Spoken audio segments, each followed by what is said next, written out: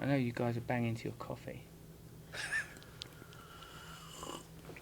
And we're live. You're jumping into swamps and English royalties' homes. You got to be very careful. This is how I like to be introduced, Joe. You got to be very careful when you get into those sort of predicaments. Who knows what's in there? There's a beheading around every corner once you mess with the royal family's private swamps. Yeah, especially if you're doing it for some sort of a psychedelic purposes. You're trying to like elevate yourself by freezing yourself in their cold, swampy waters, freeing yourself.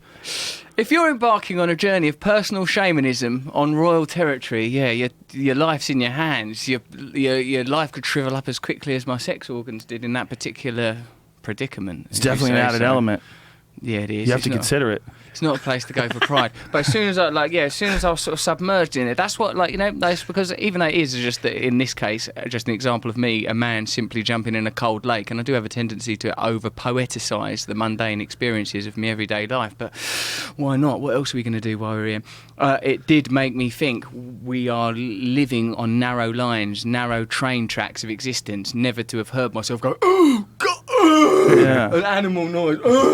I'm capable of that. So sort of almost like an anti-orgasm, like a negative orgasm. So if you repeat, if you would, before what you said before you got on camera, how it represents the subconscious and that going into the murky depths. I thought you'd like that, mate. Yeah. What it is in fairy stories, myths, and religion. Personally, if you're not into him already, I reckon you'd well love. Is a man, an American scholar called Joseph Campbell, who was a cultural mythologist, and he studied various religions and folk tales and found corollaries and comparisons and consistencies, and sort of said that where there are consistencies, there's truth. If there's some Icelandic myth and it's telling basically the same story as some African story or some Native American story or some daft Celtic folk tale, why are human beings dislocated all over the world coming up with the same stories, coming up with the same experiences? Well, often in these stories, the forest is used as the unconscious. Not only the forest represents the unconscious, often in mythology, and when a character has to go into the woods, that means you've got to go into yourself, you're going to have to go into new territory.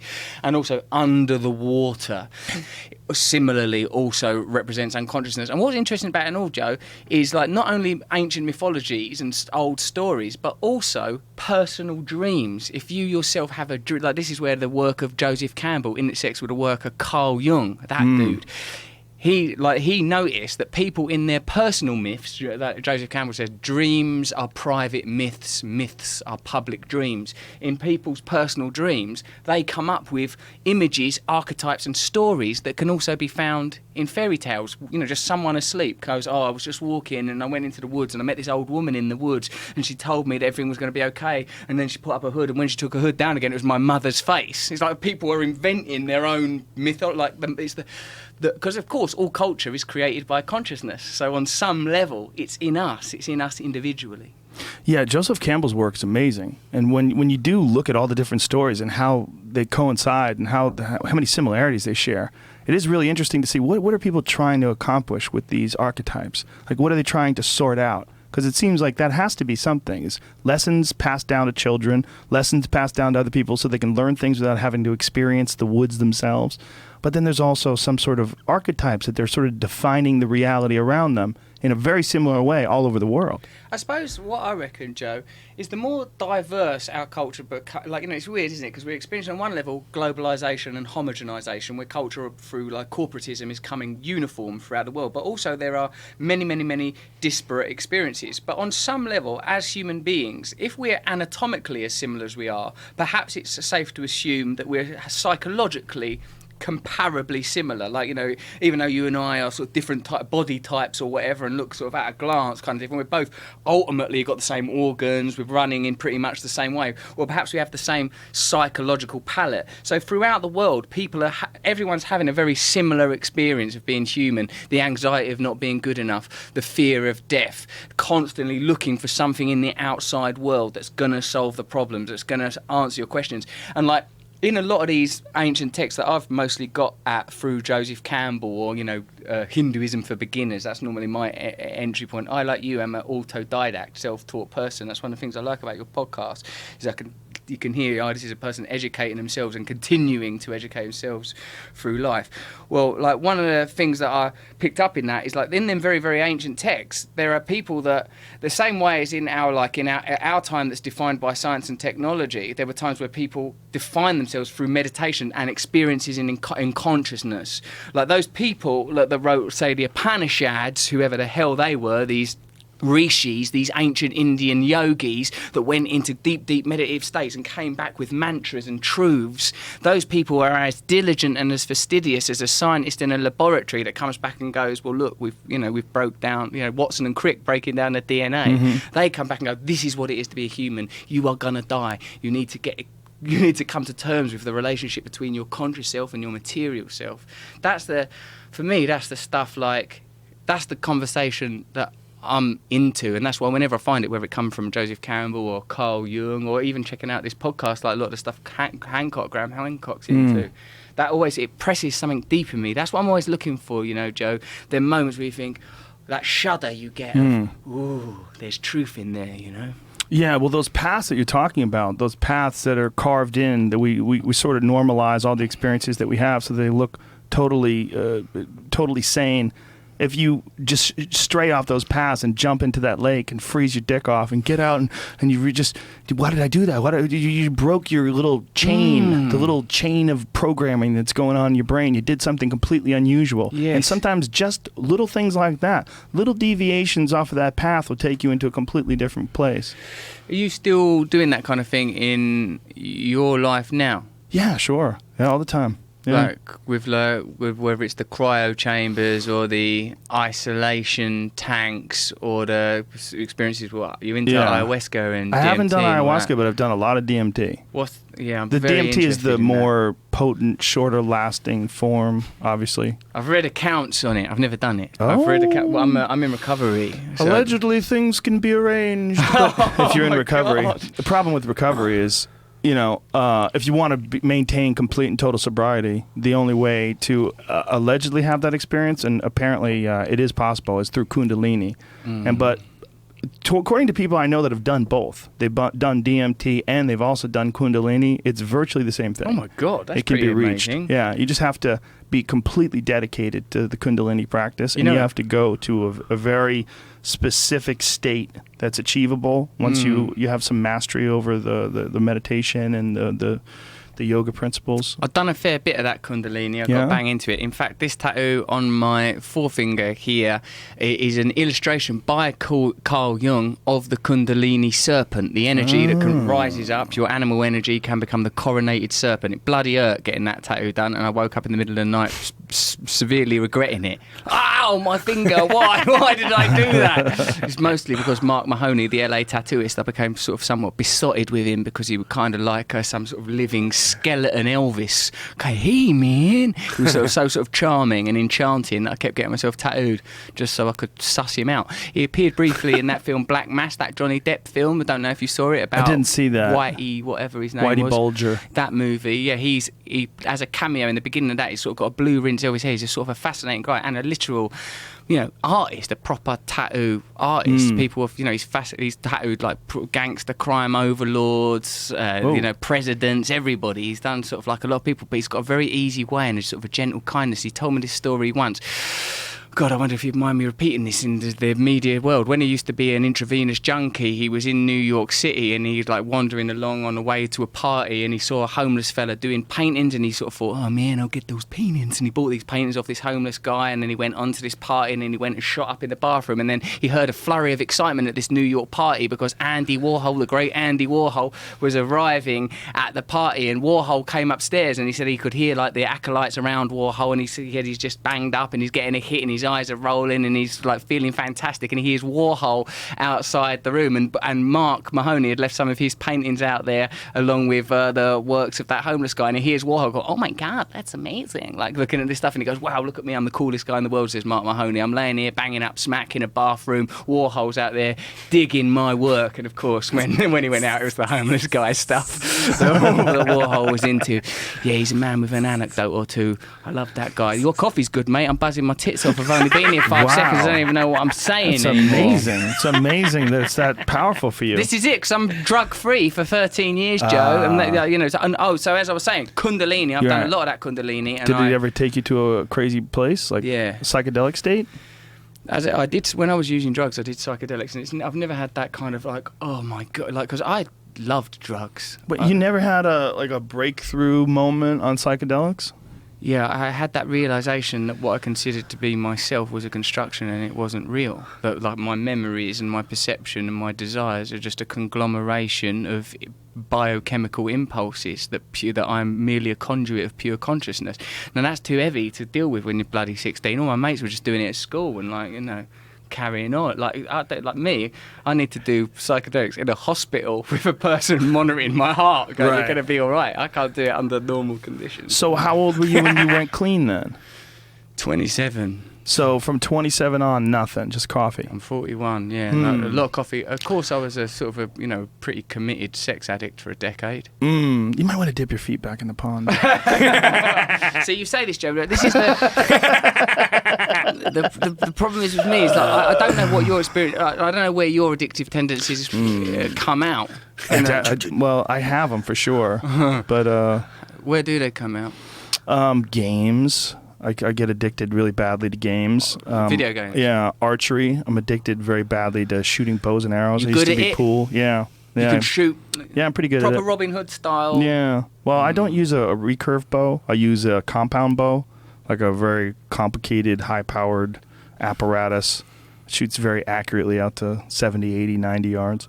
But I practice it all the time. Yeah, it's fascinating. It's a meditation. Yeah. Because there's something about when you require so much concentration when you're pulling a bow back and anchoring and relaxing and centering the bow and making sure everything's level and relaxed and there's no excess movement whatsoever as you release the arrow. It's all this very, very difficult little dance of the synapses that you're doing. And in that dance, there's no room for any extraneous thought. You can't think about your bills, your bullshit, your life, death. You don't think about anything but no movement. Release that arrow absolutely properly. Watch it sink into the bullseye. And when you do it, it's incredibly satisfying. It must be, mate. Is there some visualization involved in that? Yeah. You definitely. And a lot of people actually get better from not even practicing. They get better from visualizing more than practicing. Yeah, that you have they just go over the actual physical mechanics of the shot, visualize it, locking in. But it's a big thing with competitive target archers, the visualization aspect. They go to hypnotists and they really work on like a very specific pattern that they visualize, like a very specific pattern of drawing the bow back, finding your anchor point, perfect release, arrow flying perfectly. And in doing that, they sort of condition their mind and their body to make that perfect shot over and over and over again.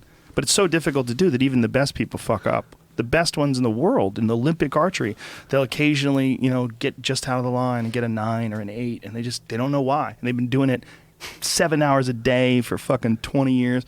Doesn't matter. It's so difficult that there's no mastery. You never totally master it. The variables. You've got to be addicted if you're going to a hypnotist and trying to hit a bullseye, man. Well, imagine if that was your deep life. in it. Imagine if that was how you made a living. How much you making to be an arrow shooter? Competitive archer. It's a good question. I mean, I know there's the Olympics, right? And so you can get sponsors from bow companies like Hoyt and companies that sell arrows and things along those lines. And it's a practice that a lot of people engage in. So I would imagine there's probably more money in it than you think there is. Okay. But yeah. I just haven't seen it even at the fairs, like $200 for. Well, here's what the tricky thing is. It's not like if you're a professional boxer, you have a very specific set of skills, right? Right. You know how to box, you know how to move. Like Floyd Mayweather is pretty goddamn sure he knows exactly what the fuck he's doing. But this isn't like boxing. Like anybody, you could teach anybody to do this. Right. It doesn't take any ridiculously coordinated athletic movements, some unusual genetics, some fast twitch muscle fibers. No, you just pull the bow back and you release the arrow. So to make a living doing that, to decide that I'm going to do something that I could teach anybody to do in a day. I could take any regular person and work on their footwork, their stance rather, and their positioning, and teach them how to shoot an arrow. Yeah, breathing, how to concentrate and relax. You can get them shooting fairly proficiently inside of 4 or 5 hours. Now imagine taking that to a level where you're going to travel the world and compete and just shoot at bullseyes for your kids' food. That's what I'm saying. That's against a bunch of other people that are no different than you. I know a lot of those guys. I know quite a few of those guys. You introduce me? Yeah, I'll introduce you for sure. Would love to meet a professional guy like that. Yeah, I'll introduce you to the guy who trained me, John Dudley. Next time he's in L.A. and you're in L.A., we'll make it happen. He's a good dude. I want to learn about that madness. What is your motivation, Jimbo, to unravel this man?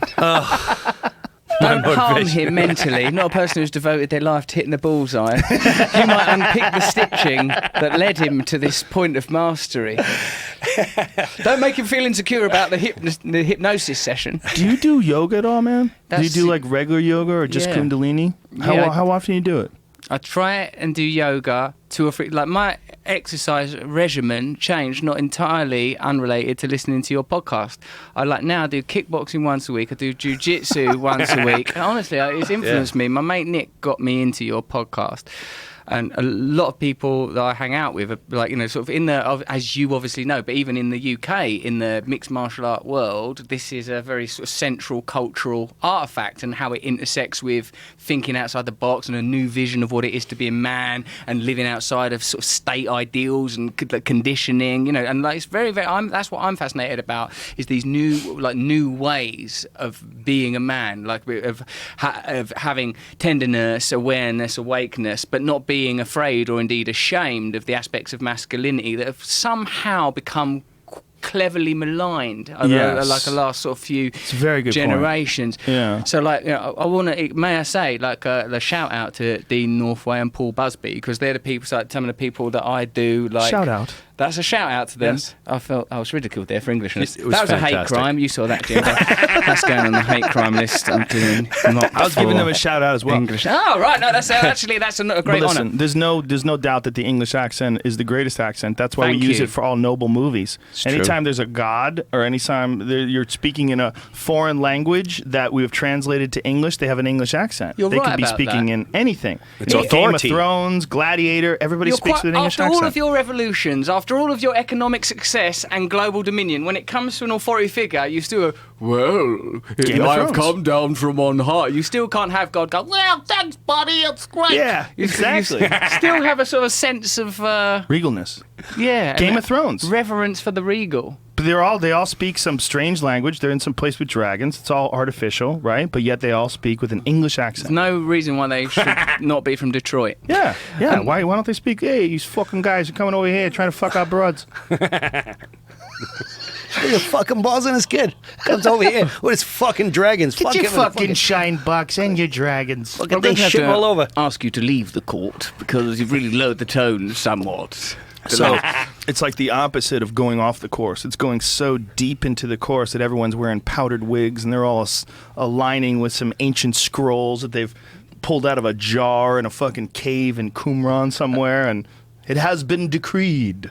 And you say everything's got to be proper. Yeah, it's getting deep. That's what we count on you guys for. You can rely on us from now for time immemorial to be classy. Sorry for burping during that statement.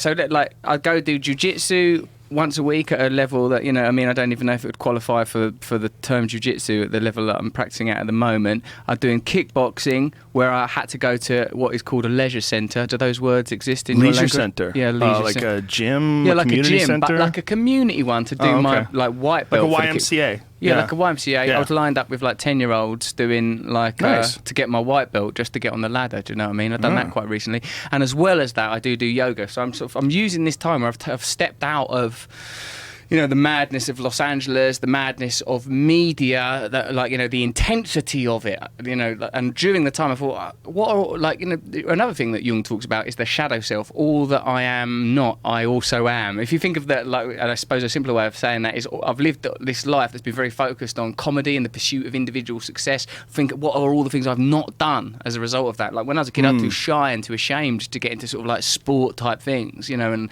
embarrassed about that kind of thing. So I've started to do kickboxing and jiu-jitsu and even football or soccer, as you call it here. I've started to do all of those things now to start to learn about them as an adult man. Well, it's a beautiful thing when you take chances and do things with other people that are taking chances and doing new things, because you realize that it's really, a lot of it is about the sort of acceptance and the embracing of vulnerability.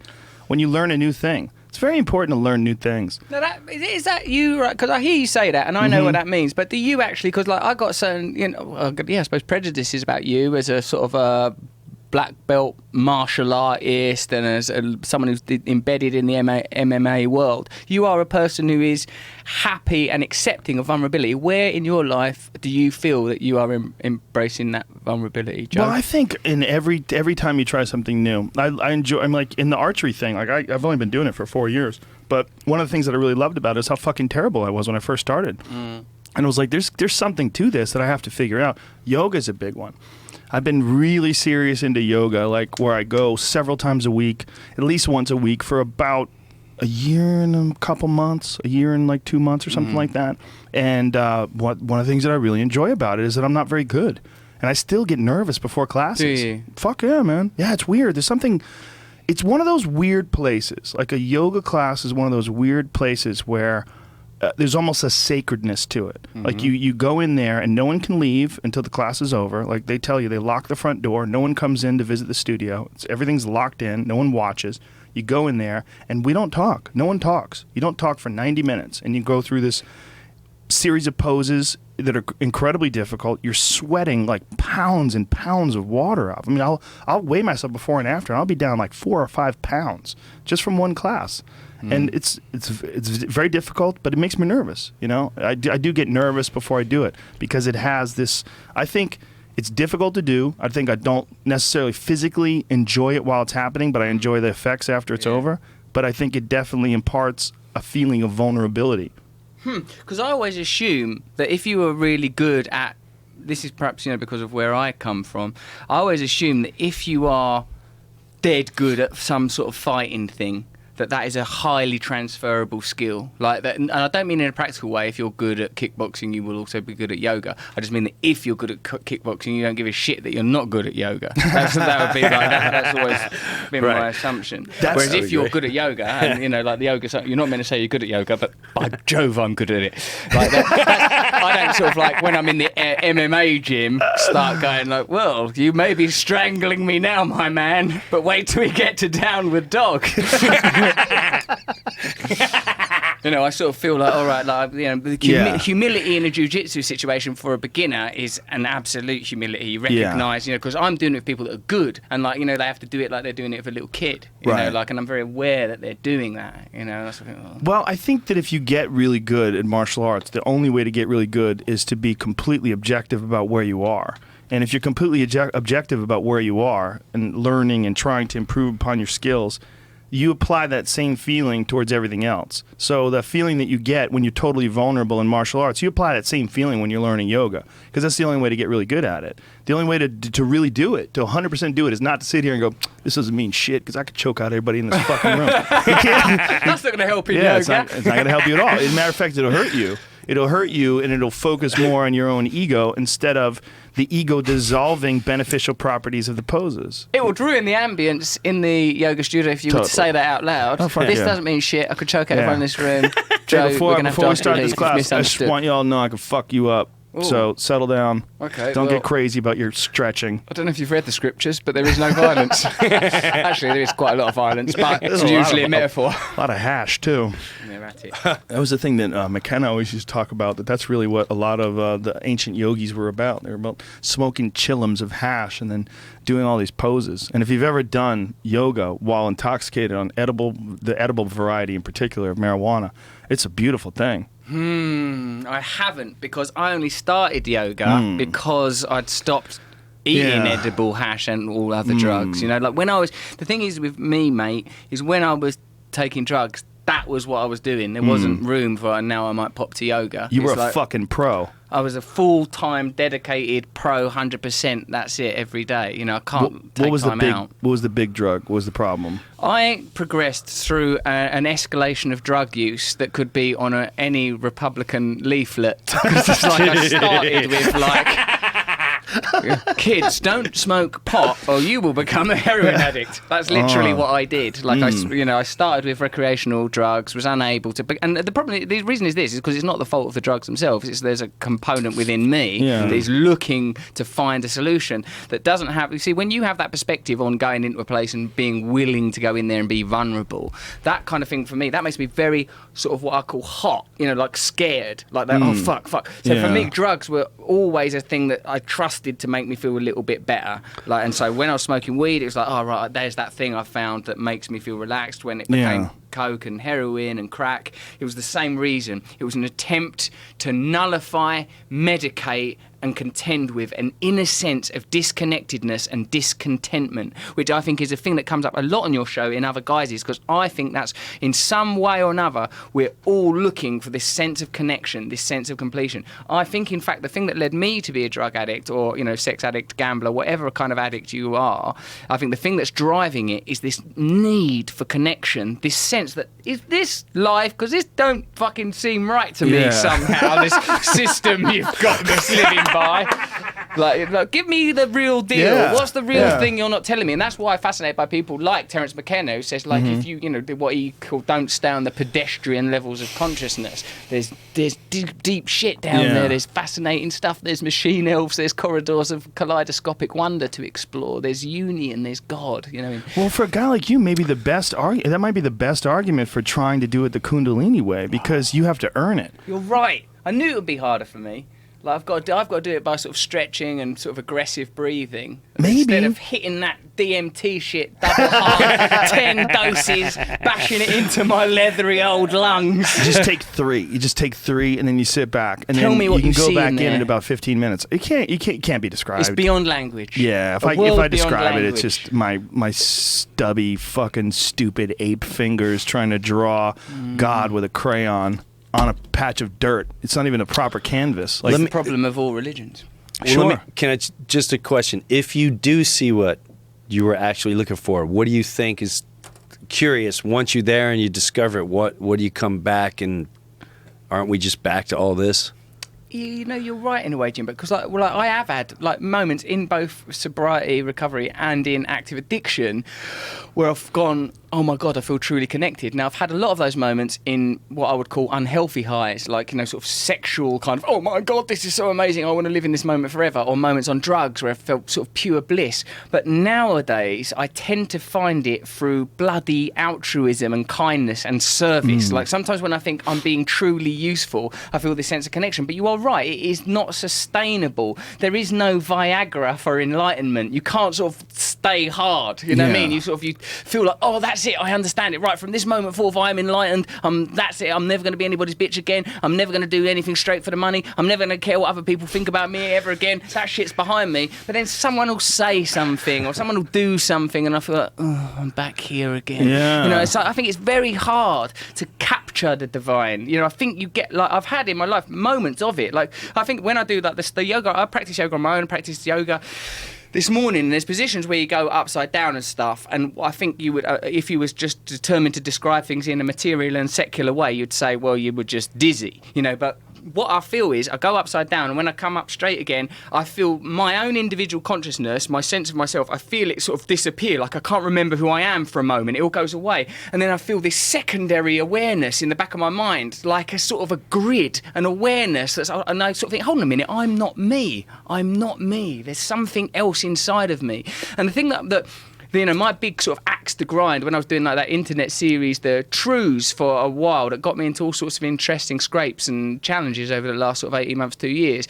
It was the idea of, there's someone inside, our own consciousness is not free. We are not free within our own consciousness. We've been conditioned to the point that we don't know that we're conditioned anymore. And I think that sort of, that's you notice it in lightning rod moments when there is sort of like an election and you think, oh my God, are people really into this fucking shit? What is going on? Despite all my rage, I'm still just a rat in a cage.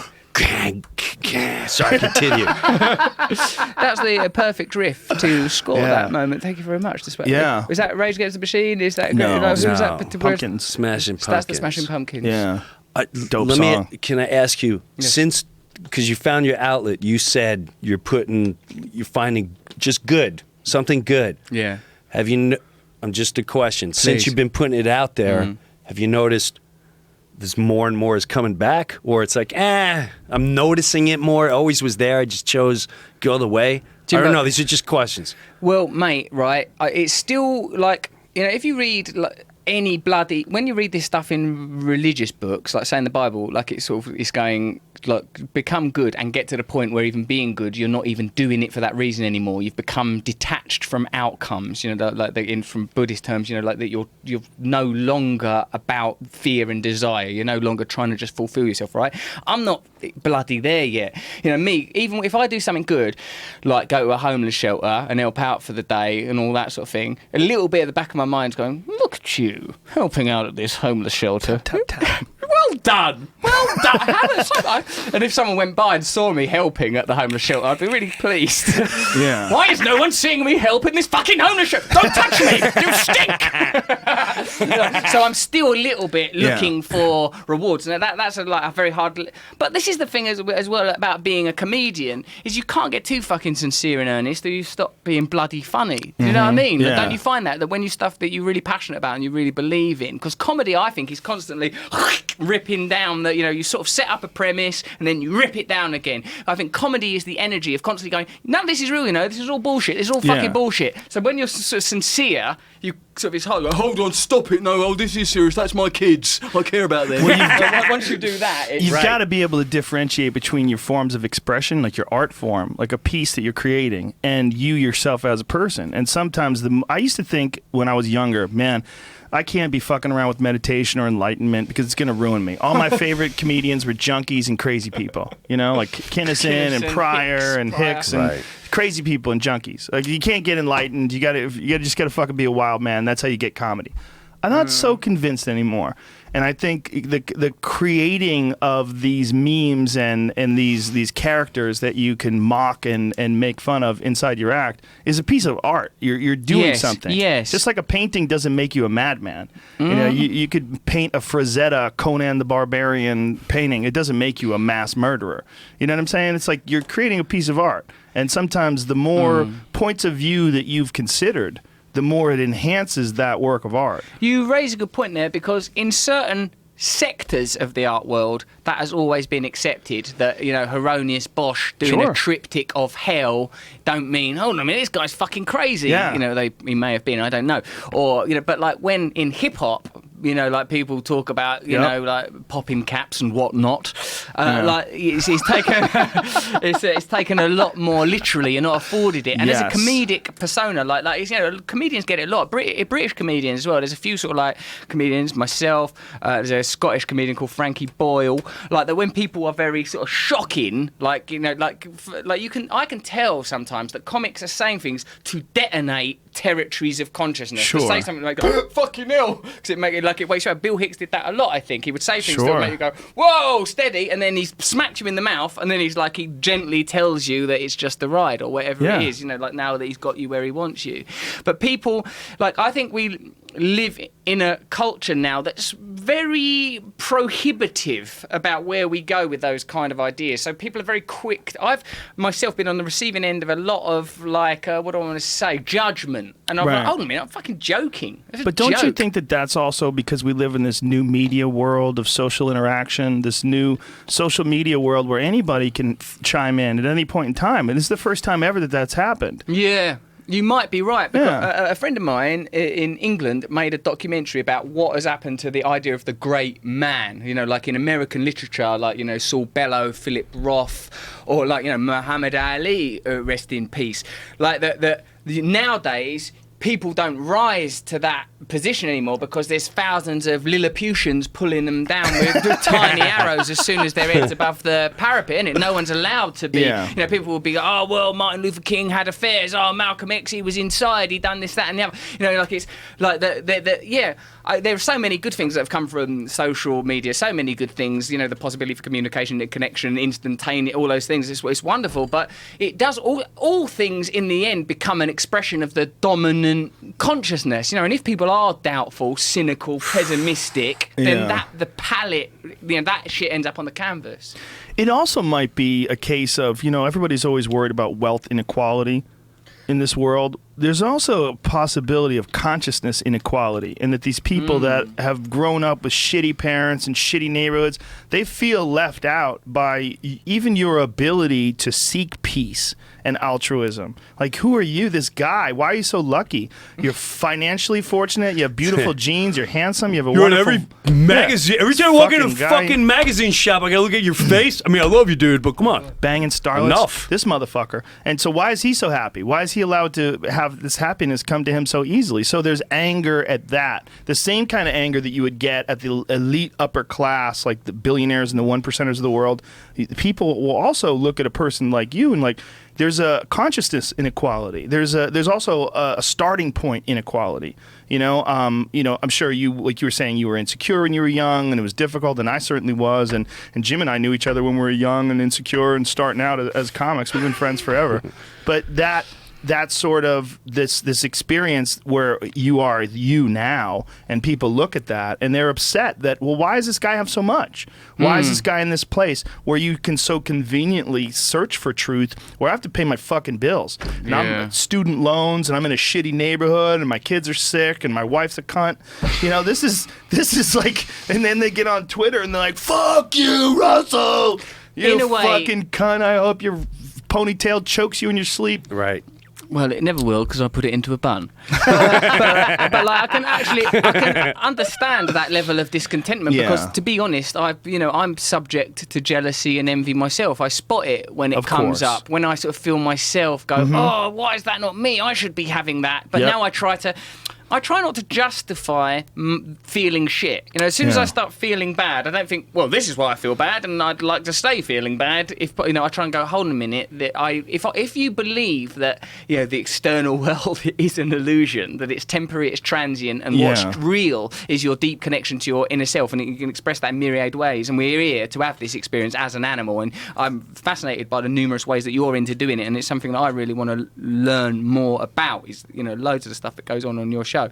But like, I can well appreciate people sort of seeing, particularly as the way it's presented, seeing me on on television, thinking, fuck that guy, because they don't automatically know where I came from or what I had to do to get here, or the fact that I get here and think, hold on a minute, this isn't what I thought it would be. Almost as soon as I got those things, I was like, this isn't real. You can't make yourself happy. Like I don't want to be poor again. I'll be straight about that, because I hated it. It's really frightening. But like, you cannot resolve those inner issues. I now know that empirically for a fact. I'm really lucky, and that's why I'm sort of fascinated by the addiction model, and that's why I am reluctant to smash my mind to pieces with DMT, although it does sound fun. I would really, really love to do it. Don't be a pussy. I'll do it! Peer pressure, you say. I'm in. It's because I know I've tried fame, I've tried money, I've tried drugs, I've tried sex, I've tried all of those things to make myself feel better. And oddly, none of them have worked. None of them have worked. I'm not, poor me, while there's fucking refugee crisis. No, you're just being honest. You're just being honest about your experience. Yeah. And I would, what I am now thinking, Joe, is... what is the they say that happiness is where what the world needs meets what you have to offer. Well, the world needs meets what you have to offer. And I think, God, is there a way that I can communicate some of the things that I have learned about connecting, about letting go of my flaws, taking responsibility for the problems that I am creating? Is there anything about that I can convey? Can I convey it hopefully as well in a comedic and accessible way? And that's sort of like where my focus is beginning to fall. And I'm assuming that's what you're already doing, isn't it? That's what I'm attempting. I mean, I think everybody who's trying to better themselves is attempting some form of that.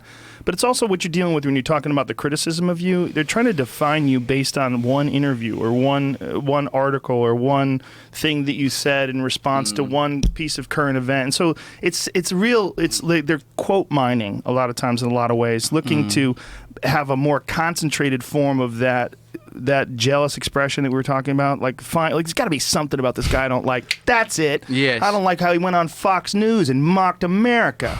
Hey, you mocking the journalism? Yeah, you think you're better than these people that are here telling the truth? Well, I think the way that works for me is that is a thing that is called confirmation bias, isn't it? Yeah. You've already feeling something inside yourself, and then you're sort of unconsciously you're scanning data to get confirmation of like. So if I feel insecure because you're super good at MMA and have black belts in jiu-jitsu, instead of dealing with my own feeling of, oh fuck, if this becomes a fight I'm not going to be able to deal with it, I would rather go, no, this guy's and I'll find something to complete that. Right. Oh, he had advantages that I didn't have. If I had this, I would have been. Right. But really, the feeling is in me, and this is what my personal experience of actually getting clean from drugs has taught me, is that what other people think about me is none of my business, and it's something that's happening in their own consciousness, and they're always looking for some coordinates upon which to project those feelings, and I know that because I fucking do it. If I start getting jealous about some super successful guy or someone who's super good at fighting or whatever, I'm dealing with something inside myself. So now I try not to bring that shit to the world. I try to go, right, Russell, you better deal with this feeling of inadequacy or this feeling of jealousy or this feeling of insecurity, because otherwise it's going to ruin your experience of being human. Instead of going, no, the problem is this guy or that guy or this person having a successful podcast, I try to go, no, Russell, connect with yourself. Yeah. I'm trying not to blame the outside world for my shit anymore. Well, I think in a lot of ways, these are really complicated thoughts that we have, and in many ways we're almost a victim of this constant need to evolve. Like the body and the brain is set up to constantly be comparing ourselves to others and to feed off of each other, whether it's through jealousy or inspiration, to try to achieve higher and higher levels of competency at anything, to develop more social credibility, to develop more clout in the community, to feel better about your own existence. Yes.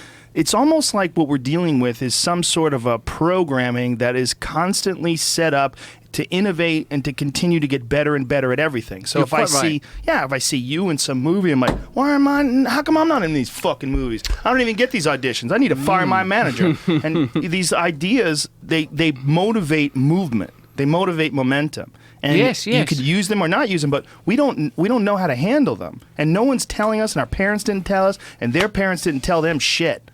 I heard this amazing... Back to the slavery.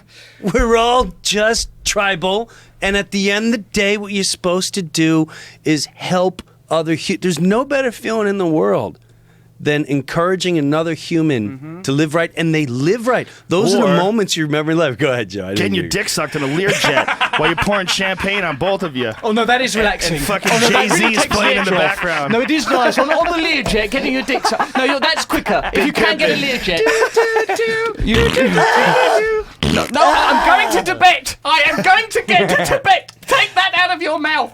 No, you raise a good point, because what you were talking about there is how biological imperatives, whatever that force was that made us divide from one cell to 2 cells to 10 cells to fish cities, to frog to mammal to cities to all these to architectural Wi-Fi. Wi-Fi wonders. That force, as you say, is still in us. Now these imperatives to grow. That's that, as you were saying there, Jimbo. That's if you're living in a tribal society, it's a necessary function. But what's happened to our species? Because that cliche, you are what you eat. And it means like if you eat shit food, you'll be shit. And I 100% agree with that. But in a different way, you are what you eat. If you look at what we eat now, we eat monoculture foods. We're in swathes, endless fields of wheat across, God, I drove through. What state would that have been that I drove through? Like, it was one of your crazy... Iowa, Nebraska. Man, it was nothing. Kansas. Nebraska. It was nothing but it. It was like the whole country was made of it. You know what else is there? Go on. Jesus. Oh, I love that guy.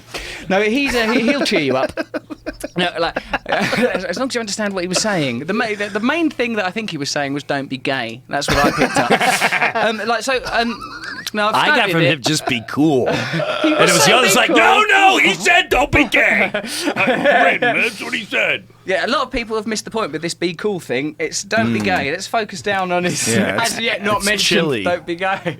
And then of course the way that meat is consumed, endless abattoirs and slaughterhouses of condensed animals, not consumed as they would be tribally, picked off here and there, eaten once a week. I'm a vegetarian myself, but so we have fields full of wheat, abattoirs full of meat, and we ourselves are similarly what we eat. we have become cells of energy trapped in cities, not free to be tribal beings anymore. We've become so disconnected from what it's supposed to be this primate, that now these biological imperatives, the desire to procreate, the desire to have status, the desire to even get high, all these things have become permutated because they're no longer anchored in a reality for which we were designed. And imagine your position, where you're in a completely unique position, even in the Western world. You've become a media superstar. You become a movie star. You become someone, when you show up, people have cameras and you walk and they take photos of you. You get out of a car and everyone cheers. It becomes this really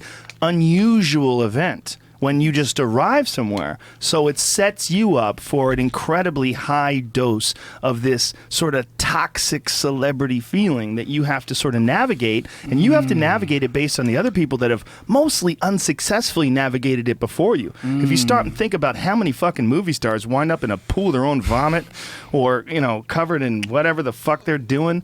I mean, it's a large number of famous people wind up fucking it all up, or they can't handle it anymore. They go Heath Ledger or a million different ways. You know, it's pills or just fucking implosion or whatever the fuck it is. Would you like to feed my giraffe?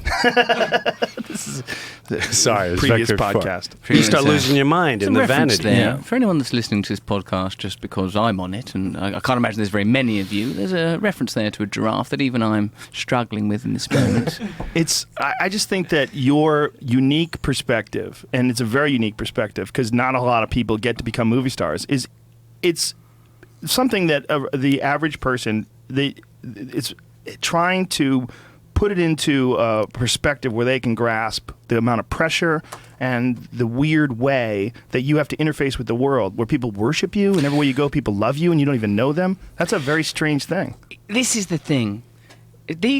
We have to think of problems, I think, in terms of their essence, not of their scale. You see, like, because if you, like, how I stopped myself, like, you know, when I was more immersed in Hollywood and fame and stuff, it isn't like you walk in a room and, like, you know, when I was single and I'd get lots of attention from women, obviously that's a short circuit, that, because you do tend to fulfill that one. You're like, oh my God, I'm able to have sex with people. Also, it doesn't make it. sense. All of a sudden, they want you. Yeah, how did that happen? That was amazing. It was like it was subverting of the glitch. natural process. The Matrix is broken. Oh my God, I'm allowed to do what I want. Fucking hell. I lost myself. No wonder why you're an addict. It's normal. But look, it's called pussy is awesome.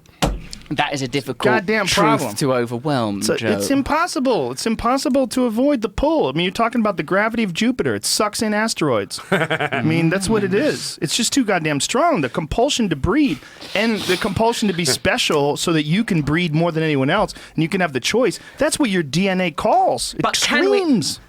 But can we overcome our nature? This is the thing. You have. Hey, thank you. Look at you. This is the best podcast I've ever been on in my life. But the think affirmations about flying at me. what you're doing. You've decided to step away from all the bullshit, move away from Hollywood, and sort of take a break while you can financially and you can with your position in life, and just relax and get a look at this. Get a look at it from afar. Really ego thing of, like, people giving you lots of attention. What I used to, like, quite quickly after, like, I used to get a lot of fame attention, I would think, if someone else more famous than me came in, then all this attention would go there. So what is it really? What is it really? Yeah. It's not.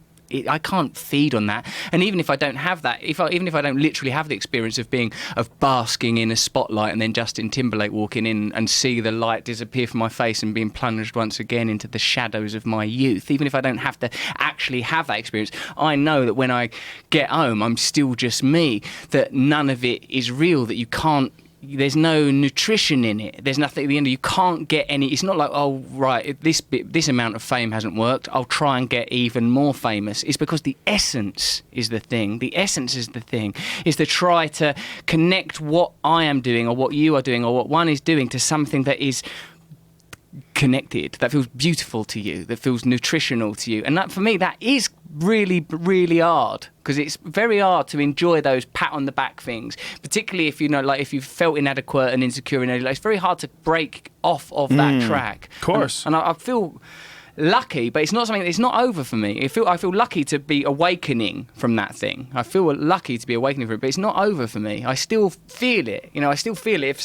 If another English comedian, if Ricky Gervais came in now, I'd have to go. Oh right, okay, Ricky Gervais is here. Right, shit, I've got to adjust for that. Or Sacha Baron Cohen. Right, okay, right. Now this is happening now. Right. I'm aware that in this moment I have a cachet of being the only English person and all that sort of stuff. But it's not. If those are the things I'm using to prop up my identity, I'm fucked. But you being aware of those facts, aware of the fact that you're constantly struggling in this, is what's going to help you. I mean, it's not like you can avoid the sound of the. What are they? The harpies? What are those things that pull the boats into the rocks? Sirens that call the boats into the rocks. Like it's compelling. It's absolutely compelling. But you understand what it is now, so you don't have to do it. You don't have to gravitate towards it. Like you know that if you just went and got a bunch of hookers and some coke and you hold yourself up in a hotel room, there'd be some moments that would be pretty goddamn good about that. But there'd be the repercussions, the fact that you've slid back towards addiction, the problems. So you avoid it. But the pull is always going to be there, especially when the girls have big tits and little waists and big asses, and if it like hits a party, your unless they can keep a secret. Yes, it's a very difficult. That's why I live in the abstinence model. That's why I try not to press those buttons, because that stuff is, you can't mess. Don't rattle the cage. Don't wake that guy up. Leave him alone. Like Hulk, innit? Don't make me angry. You won't like me when I'm angry. Just let me be little Hulk. Yeah, just let me chill. Yeah, I mean, look. As we've gone over, you're navigating some waters that very few people get to go through, and there's no books written about it. No one has gone through what you've done and achieved some sort of a yogic state of enlightenment where they've sort of expressed it to everybody else and said, "This is the roadmap. This is the path." I have to just say, just knowing some addicts, to me, what you're doing is more powerful than when you were the ultimate star. Because I'm telling you, this guy, sometimes, I mean, we all feel that way. I'll get really, for a little bit, I'll go, I can't believe that guy. Right. I'm trying to do this. And that guy, I think he's 15 years now. And he'll turn to me and go, Jim, I've been to your house. You have so much more. Because you have so much more in your life. Trust me, you don't want that. It's a struggle. But when he says that, those statements are so powerful to me, because he can see that vanity and wanting to be that's why I said the giraffe, because that defines my success. How successful am I? bought the giraffe. I had it shipped here. I'm successful. That shit is worse than heroin. Yes. I learned it's worse than heroin. I can't imagine. His ladder still is up here. But in a similar way. Up here. That's a lot to live on. I don't know. I tip my hat to you. But in a similar you were way, going through a tornado. But he's done it in his. You've done it in a similar way as well. In some not way, on his level. Maybe not on his level, but Jim was on Saturday Night Live. He's one of the best comedians in the country. He's one of the best stand-up comics in the world, really. He fucking crushes. He's so goddamn funny. But he decided, and we've been friends forever, he decided a long time ago, you know what, fuck this. I'm going to live in New Jersey. I'm going to do gigs, and I'm not going to worry about nothing. I'm just going to have a good time and perform and not worry about fame at all. I'm just going to step the fuck away and just work on my act, work on performing, having a good time, and trying to enjoy my life. And that's a very admirable thing, too. What you've done is a very admirable thing in a lot of ways. But when you first walked in here, you just kind of mentioned that. And you said, I'm suburbanized. I'm suburbanized. You said that a couple times. Domesticated. Domesticated, I'm sorry. You said domesticated. They don't have suburbs in England. But no, they have the country. But that domesticated... They're vulgar.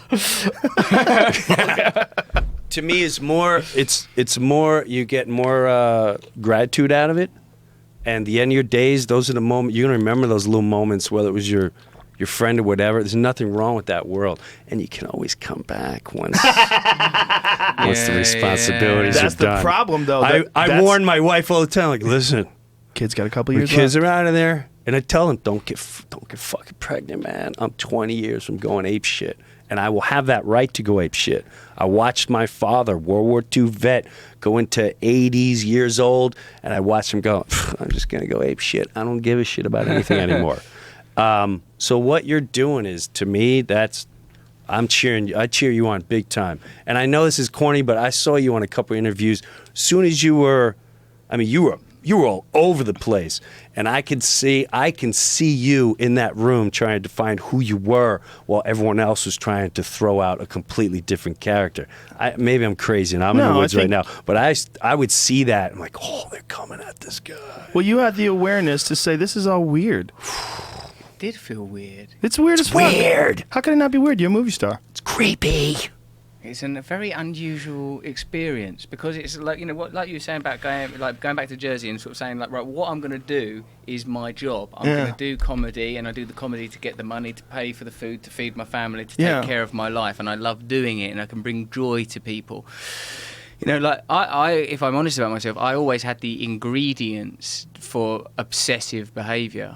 Because like the more I look at it, I was trying to resolve something. I thought, if I get there, then I'll be worth something. If I can get that thing. And then but when I got there, I thought, hold on, this isn't even real. It doesn't feel right to me. It doesn't feel right.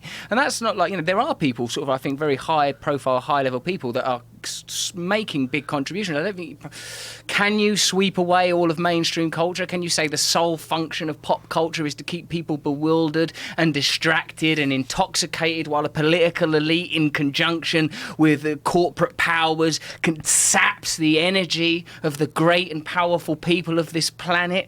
Yes, you can. You can. But but do you think that that's a conscious decision by the cultural elite, or is that a conscious decision by the people to avoid reality itself and be distracted by goofy television shows and music? It must be complicit, mustn't it, Joe? It must be complicit. 100%. But it must be sort of both components. It must be both. But like you implied or said even earlier, we are still evolving. Evolution is still happening. It's not over, is it? No. So what I feel like. What I feel like is, what information can we impart? How can we, this is an extremely successful, as I said before, cultural artifact. You can just keep pumping alternative ideas into people's head. If people start to hear, like, again and again, you're being lied to about civilization, it's much older, you're being lied to about the nature of consciousness, you're being lied to about your options. Like on a very simple level, I've had, like, as I'm sure I've gathered, quite a lot of therapy over the course of my life, as a result of the substance misuse addictions, and then just out of ongoing bloody curiosity. And they say the function of therapy is to increase your choices in life, because none of us lives in reality. Anyone who's bloody done DMT will know we don't live in reality. We live in a narrow, tiny bandwidth of reality. So if you just live in a model of reality, not reality itself, then you should take responsibility for remodeling your reality, particularly if you're not bloody happy in it. You can change it. You can change your consciousness. And for me, at the moment, that means quite mundane things. It means like when I arrive here and my suitcases don't arrive, I have the choices of, do I now become a cunt and make people's lives fucking miserable, or do I just accept the cases are not here? This is the reality. Or when I arrive at the airport and I ain't got my green card and I nearly missed their flight, like all of these, I just go, oh, this is happening now. Right. The only choice I have in that moment is the choice of whether or not to start being a dick. Yeah. And I try not to now. And in the past, I was like, fuck you. I'm entitled to this feeling. That's right. Well, it's so easy to just get absorbed in it. My friend Tony V said this once, and I know I've repeated this on the podcast before, but my friend Tony V used to drive from, Tony V, stand-up comedian? I don't think so. Boston guy, hilarious. I don't know. Hilarious guy. He used to drive from New York to Boston all the time, like almost every day. He was constantly driving. It's a pain in the ass. It's like 2.5 hours up, 2.5 hours back, whatever it is. New York to Boston? Yeah, what is it, 3? 5. No. That's a good 4.5. You drive like a pussy. Shut the mic off. You had a lot of PBA cars or something. It's not that far. It's 4 fucking hours. What are you talking about? I would say it's 3 at the most. Anyway, he drove it all the time. And he was talking about what he did was he just went zen. And he said, this is what I'm doing now. The way he dealt with it, he's like, now I'm driving. Like, there's no upset. This is what I'm doing. I'm doing this. And if the cars are all stopped and we're all going 5 miles an hour, this is what we're doing. Yes, that's perfect. That is literally zen, isn't it? Yeah. Like, this is not to resist your reality. And I don't think that means becoming some doormat that people can walk all over. But when you are in a traffic jam is the perfect example of a situation over which you have no control. In this moment, you getting angry cannot influence or determine that situation in any way. And then I think that if you can, once you've realised it on a mundane level, like a traffic jam, how far can you extrapolate that? You know, when like someone goes, I'm in love with someone else, I'm leaving you. Oh, okay. I wanted to speak to that Eckhart Tolle. Do you know that guy, Eckhart Tolle? He wrote like The Power of Now. He speaks like this. He's a German person, and he's so relaxed, he can barely be bothered to talk to you. And like some mistake, again, glitch in the Matrix, I managed to get his phone number, right? Oh, Jesus, and you and him together. Initially, I'm going to have to ask you to stop calling me now. I'm changing my number. So I just got his number, and it was meant to be for one interview, but then I thought, fuck me, I've got access to this Buddhist guy. I'm going to tap him up every time I had a fucking problem. Right, my girlfriend, she's really pissing me off. Eckhart, what do I do? Hello, Eckhart! You know, like I started to bother him. Like, I remember You're beyond hell. Please, there is nothing that can be done for you. It was fascinating talking to him, because I was having a hard time with a woman that I was seeing, and I go, so like, what am I going to do? And she's done this and she's done that. And he goes, well, perhaps you will resolve this conflict and you will become married and you will have children. Whoa. And then both of you will die. No, it's just like because he knows that actually you're gonna die. That's the end point, really. So like, wherever you invest your energy, be fully well aware that at some point it is going to be relinquished. Yeah, it might work out, or death, but definitely death. Death will. How many hours happening. does it take to get to Boston? 3 hours, 40 minutes or so. So we're in the middle. We're in the middle. Depends where you leave from. In the middle. Yeah, and if you don't drive like a pisser. My mother and father would make me aware that we're going to be dead. How do you mean? And my mom would always say, I'm going to be dead one day, so you need to this, and that. And I couldn't handle that. How old was she, mate? I want to say I was She's still alive. 5 to 7, 5, 6 years old. And she's quite still young to introduce Jimbo to the concept of mortality, 5 to 7. I was still struggling with the goldfish concept. Where's that goldfish gone? Oh, don't worry, we're going to...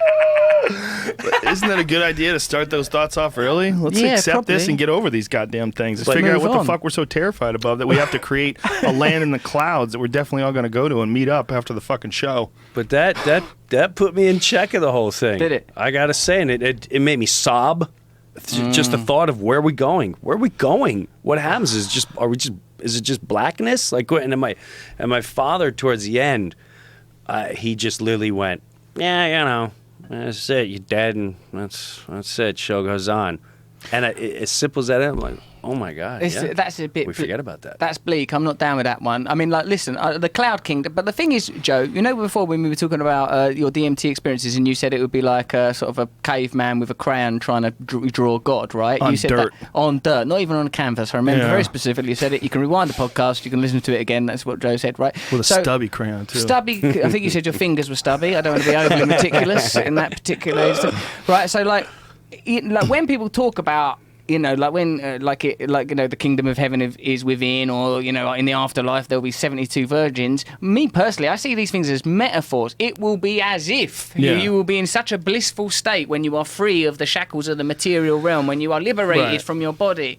I've spent, you check this, I don't know if this is another thing, it sort of makes me look good and maybe it makes me look savage. I was doing one of my bits of altruism the other day, like how I dole out bits of altruism. I told you earlier, I've already mentioned going to a homeless place. I don't know if you're picking it up. I'm a pretty nice guy. I was at this other place that was like a adult learning difficulties place, right? Right.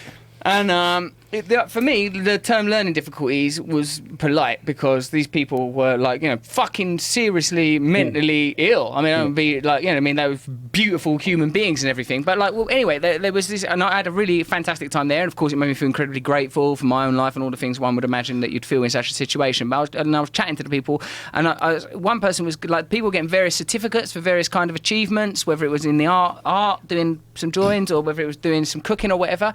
And I started to feel this impulse of sort of a bit of patronising-ness of like, oh, you're getting that certificate, are you? And then I thought, hold on a minute, this ain't no fucking different from someone who's doing like a 4-year MA in religion in global politics, really. I mean, if you can imagine supreme consciousness, if you can imagine the realms experienced on DMT, or the realms that are being described with people that have dedicated themselves to meditation or Kundalini, have dedicated themselves to, Terence McKenna, get into them super states of consciousness accessible to individuals and our birthright, some people say, that our little achievements of, I've got myself a giraffe, for example, or a new car, or the things that I'm proud of today, we similarly are on this little pedestrian level. You know, like we're sweet little darling things, really, with our material achievements, with our accolades and our awards. And it changed my perspective of it, of like, bloody hell, the difference between me and someone that's not in what you'd consider to be in the normal strata of the mental health field. It's not that bloody different. Not in infinite space, not with Jupiter sucking in meteors, all that shit going on right now.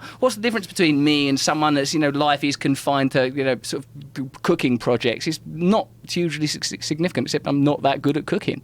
In a way, they're better. I would never have got that certificate. Well, it might not be hugely significant in your perspective when you look at the infinite, but it's very significant in terms of the two of you relating to each other and trying to work this life out and trying to be sort of compatible, try to communicate, try to be friendly with each other, and work out all the weird cultural differences between everybody and try to get to the essence of what it means to be a person. And we're all going through some weird sort of struggle. No one escapes the struggle, not even Johnny Depp. Not even Johnny Depp. Even Johnny Depp. After everything. I have a hard time believing Johnny Depp is Johnny fucking with Depp got dragged into the golden triangle of pussy problems. And he's in there right now. Oh, really? Oh, yeah. You didn't Because hear? he did the rock star. Did this happen during the rock star tour? Right now. Didn't you hear this recently? He's getting, his girlfriend said he beat her. And he's saying his girlfriend is fucking Doug Stanhope's getting sued because he wrote a whole article saying that he's really good friends with Johnny Depp. And Doug Stanhope wrote a whole article about how the woman has been blackmailing Johnny and threatening him, and he brought it up before the whole thing came out in the news that she wanted. She had certain demands if he didn't reach. Who knows who's fucking right and who's wrong? Right. But at that's the end what's of the going day, you know, whether Johnny's telling him the truth or not, but at the end of the day, even Johnny Depp can't escape the fucking pussy problems. The reality of the world. You know, he's Conflicts. touring. I said I think for the first time in life, you would see him with images of rock stars that he loved, but now he's touring. So he's doing with music Alice with them? Cooper. What? But yes, he went on a rock tour. Wow. What? It's like I'm telling you. Alice Cooper's selling hot dogs in Arizona. Nah, dude, I'm telling you, look it up. They're But he like is. called, they got a name. They did a rock tour, and I went, huh, Johnny Depp, and they did a lot of cities, and maybe he's. Wow. That's the one thing he didn't get out of his system. Well, I don't even think that's it, man. I just think Johnny Depp is just being Johnny Depp, just having a good goddamn time. But Maybe this he's is like cool. this all the time. What's it called? The Hollywood Vampires. Yeah, Hollywood Vampires. Johnny Depp is the guitarist. Wow. Alice Cooper. Pretty badass. That's Johnny Depp over there on the far right with the goofy hat? Or is it him That's on him the on No. the far left with the goofy hat. Yeah. Wow. Good for him. Johnny Depp's living a goddamn exemplary life. And I think that's Joe Perry on the right. That my is God, Alice it is. motherfucking Cooper. Look at that. There they are. School's out for summer. He's been selling hot dogs in fucking Arizona. He has some Cooper dog or Alice's dog's place. He was a radio DJ in Phoenix too. He had a radio show. He's addicted. He goes to movies and he only sees those. He only sees the premieres. And then he goes on the street. People are like, this is the first time he's in front of like hundreds of there's a big difference between and he went, holy shit. So you're trying to say that he's him on doing high. these shows. This brought him to a high. He probably didn't know. He's probably having a ball, but I'm not saying that's happened, but Maybe. could be. That's simple. That's a big high, boy. I just stood on the stage It's and watched also- 100,000 people go nuts. I was like, I want to do this. It's also the only time that you're allowed to dress like that. You can't dress like that in real Right. life. You have to go on stage to dress up like that. Go to some of those photos. If you come over my house with fucking leather pants on and a shirt like that, I'll fucking choke you. right. Yeah. You can't come in my house like that. What are you doing, man? Why are you wearing makeup? Why are you dressing like you just came over on a boat from Spain?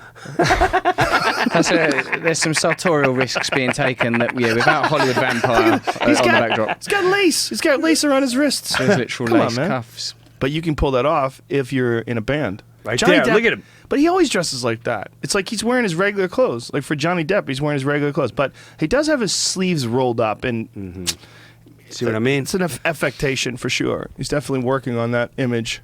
Do you think he mussed his hair up on purpose? Like, not mussy enough. Come on, Just gotta man. muss it up a little more. Yeah.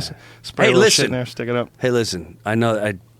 More power to him. I want to do that too. Why not, man? Just so I can go to Germany. It's like, we're getting paid. I think you could just go to Germany. You could probably just go to Germany. I probably could just do that too. Yeah. There is no restriction you don't have to go on stage. at this stage on entering Germany, Jimbo. You're free to go. Okay. Attired in lace if you choose. But I want to dress like that. You can we're do looking that. at in his situation is, you know, whether he's navigating it successfully or not. He's definitely in a strange path of the river. You know, he's in a strange, like, deep, wide channel with incredible rapids, and he's riding on a fucking inner tube down this stretch of river that nobody gets to ride. The Johnny Depp stretch is like the Tom Cruise stretch or the Samuel Jackson stretch. Like, whoa, like these motherfuckers can't go anywhere. Like, Stanhope told me he hangs around with Johnny Depp, and they can't go anywhere. They have dudes with earpieces everywhere. There's people constantly circling him, making sure he's okay. And he'll go into a restaurant. There's people that they're guarding the doors. They're watching they're making sure people don't go in the room. It's very, very different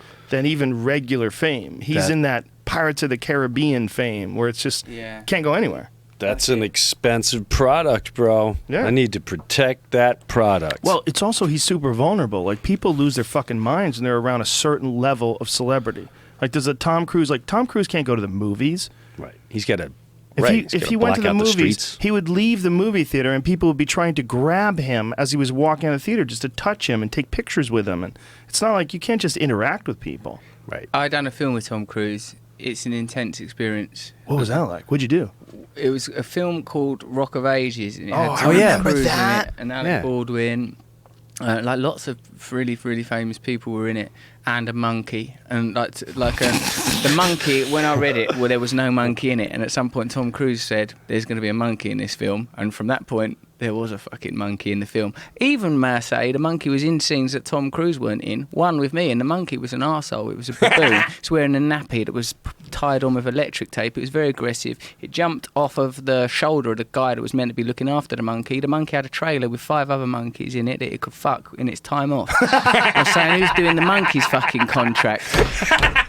If you watch that film, you can see there's a scene I'm in with the monkey. I ain't even doing no acting at all. All I'm doing is it's just a man nervously looking at a monkey. So I was thinking that thing could get down off that shoulder at any point now. And fuck you up. Yeah, it could fuck you up. Tom Cruise, he's like a travelling king. You know, like he's got like many trailers. But he's so, like, you know, you arrive in a situation, you think, right, here are my prejudices about Tom Cruise, all the things I've read, all the things I've heard, go prejudice. Right. But like, we meet him, he blasted me with such affability and charm that they melted away like ice cones. The pure heat of the man's sweetness. He gave, like, on the sort of, like, it was my birthday during that film, I got a big basket full of, like, you know, yoga related things and stuff like that. These sort of thoughtful presents. You remember, you know, he shake your hand, remembers your name, sort of remembers details about you. He was like, he'll bring, if you mention your auntie or something in a conversation, next conversation he'll mention that auntie. I went round his house for dinner. I was really, really late because of that fucking monkey. Actually, it was playing up like he was not working that day. I went round his house. There was when he was married to Katie Holmes, and there was that little famous Tom Cruise Surrey cruise was there and all lined up. I went there. I was very, very late, and they'd all eaten, and they goes, "Oh well, do you want to still eat?" I went, "Yeah, no, I will eat." And I had to sat like I'm sat with you now, Joe, opposite Tom Cruise and Katie Holmes and the little darling one. I was fucking eating spaghetti. Like, and that's a complicated thing to eat in front of Tom Cruise as well. 'Cause it's long, isn't it? And I was trying to eat that like Lady in the Tramp, shoveling that shit in. And then the next course, I think, was lasagna, which was weird because that's 2 pasta courses. Then I think there was like sort of cupcakes and stuff involved.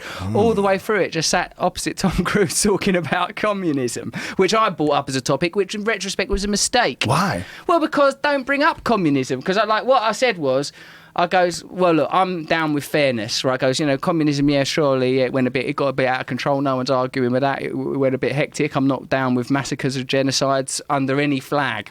I was going, but fairness and justice, I'm fully up for. And Tom Cruise goes, I don't know about that, the communism. And I goes, yeah, but Tom, you were born with this thing. You've been born with this thing. I goes, that's like being born an aristocrat. You know, like the thing that you've got, that drive or whatever, you know, you're like, people aren't like you. I tried to explain it to Tom, but it was hard for him to take me seriously because I, you know, had like sort of spaghetti down my shirt and all that kind of shit. So, but I had a good go of saying, it's probably different to be Tom Cruise than other people. So yeah, for sure. But what was he saying? That the communism is a bad idea, and you were saying that maybe sharing more would be a good idea. Yeah, but isn't it weird that communism is connected to dictatorships, which is like kind of the opposite of communism? It really is. I think anything as soon as people start to implement ideas, it gets into big fucking trouble, doesn't it? It's because people feel like look at all the power, of course, mate. Like because all of these like political ideas and religious ideas, it's supposed to just be we're here, we're going to die. Should we try and make it as nice as possible? And like part of that's going to be not being out of order to each other, and like sort of like but all of them interface with our problems, the problems we've described, those biological and mechanical drives. So I'm trying to all I said is like the communism. There's a socialism and communism that's different from the depiction of communism that a lot of Americans and English people would have, because we were on the other side of the Cold War, so we got a very, very negative impact. And of course, that was a version of communism that was pretty fucking brutal in places, as is capitalism. So like I'm sort of like trying to kick around these. I'm saying like but really, all communism is a sort of a version of Christianity in that it's saying we are all brothers here and all of us have rights and we should be trying to build a society where we love each other. That's sort of what it's saying. Where it goes wrong is it doesn't allow room for individualism and the many of myriad distinctions between different human beings. But I won't concentrate on that bit. But that's not really communism, though. That's really more of dictatorships. That was dictatorships. Yeah, you can dress it up how you want, because that's that. Yeah, I'm not a scholar in communism, although I am going to do a degree in religion in global politics. And for me, I'm going to spend the next 3 years doing it part time. You only have to pop in a day a week. And actually, I've not done it yet. I've got to go for the interview next week. I'm hoping they're going to let me in just on the basis of come on, let me in. I've been on the fucking telly. Give us a break. Anyway, so I'm doing. Anyway, but my point that I was trying to make is, look, things get convoluted and complicated by bureaucracy, ideology, and demagoguery, but ultimately we're just meant to be sharing. That's all. Exactly. It's not a bloody complicated idea, really. Yeah, but the dictatorship aspect of it is almost like that same inescapable drive that causes someone to want to be the monkey with the 5 monkeys that it could fuck anytime it wants.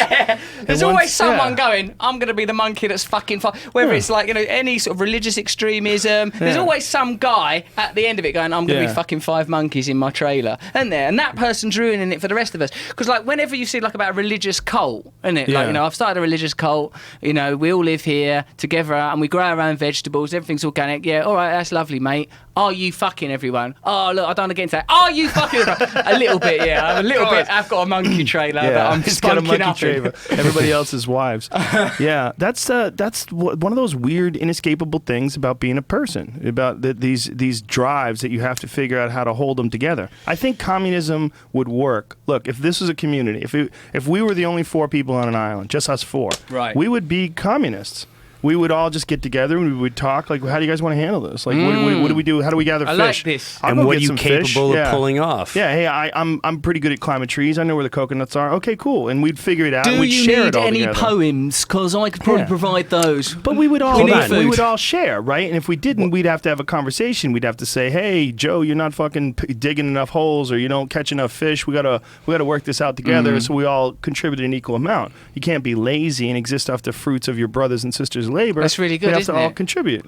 What's the difference between that and being tribal? It's the same thing, no? Tribal thing is what I was going to mention. Now, have you heard this thing? That in chimpanzee societies, they have about 75 chimps, right? And once it gets to about 80 or 90, things get edgy. Yeah. And they normally break off and go, fucking hell, we better have another little breakaway chimp community because this is getting too heavy over here.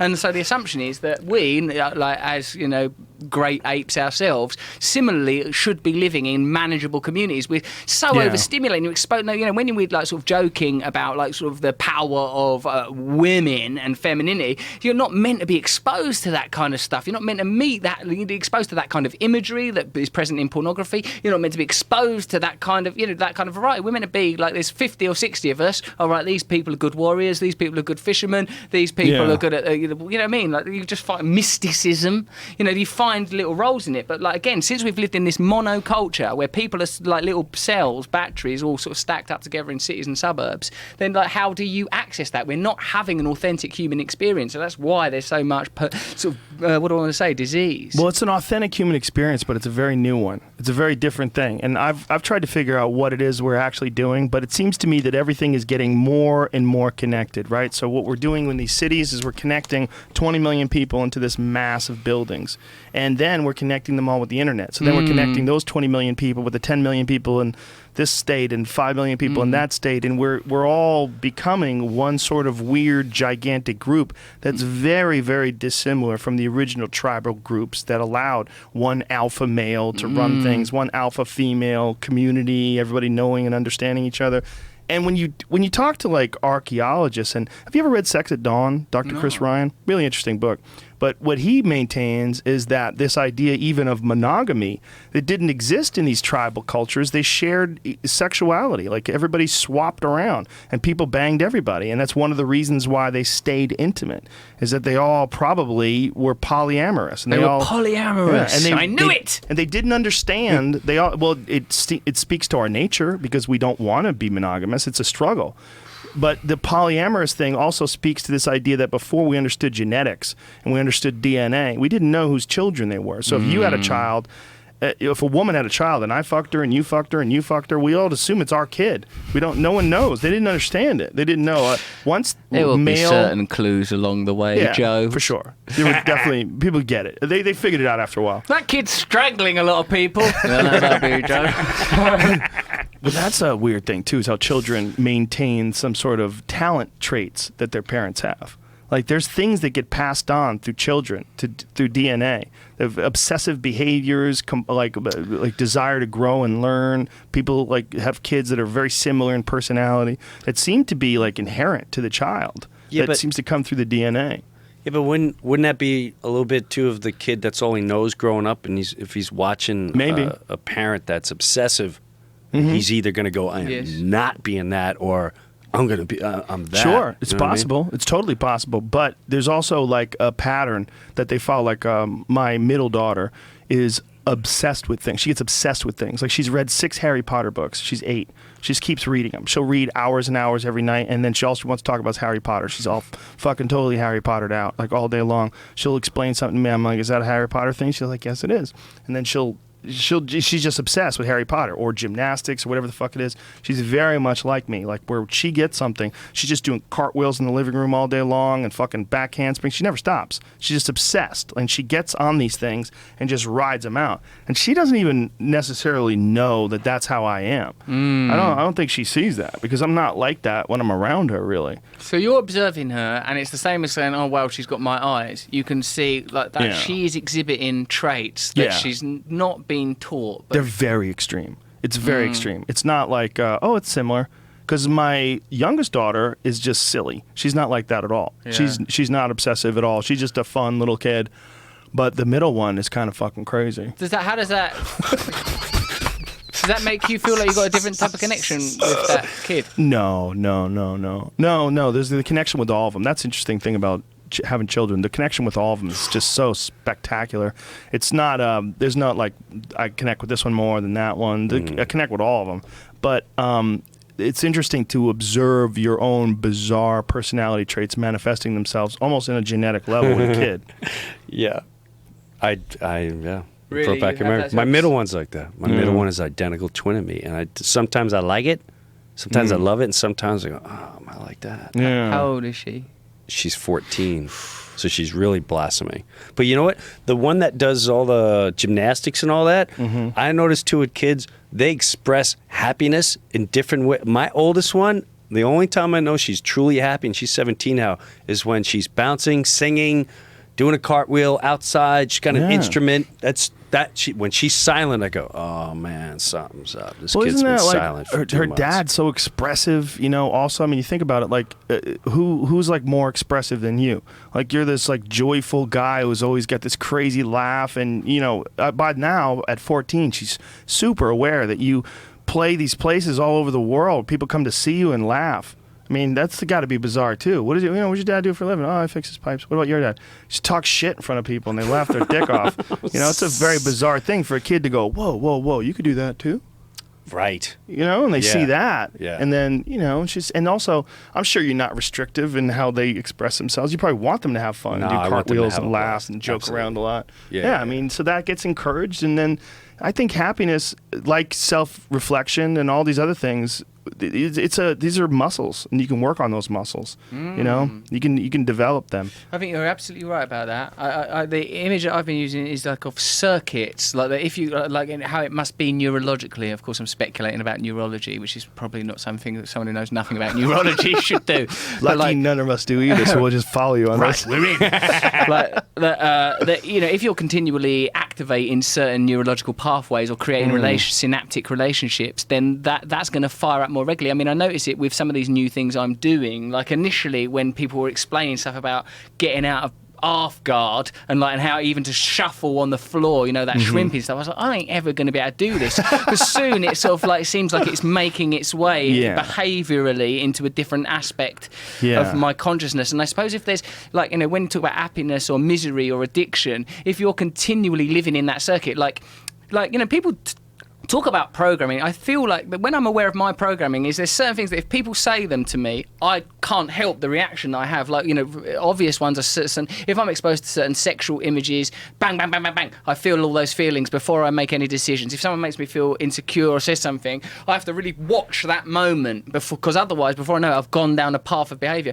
And I think that perhaps what we can do on an individual level is learn, and this is hard for people that are living in total fucking crisis and dreadful poverty, and like you said before, where I personally am in a privileged position where I can begin to bring my consciousness to those kind of things I want to live on that circuit now. I don't want to always have negative judgments. I don't always want to feel fearful in these moments. I want to learn to plough that neurological pathway so that it's easier for me to stay there. That programming is necessary, and if you're not living on a program that you've taken control of individually, you're living on someone else's program. You're living on that program that's out there, that constant bombardment of negativity and fear and anxiety and division, and you're different from people and you're not good enough, and buy this, otherwise you're not going to be good enough. You're going to need pretty strong defenses, I think, and that's why with the diminished role of religion in our life, with the diminished role of sort of political ideologies that we can trust, what are people supposed to do about being alive and not feeling good? Who do you go to now? I think you're doing it. I think you're part of it. And I think there's a lot of other people that are doing it too. It's like you're trying to re-examine the patterns that you're stuck in,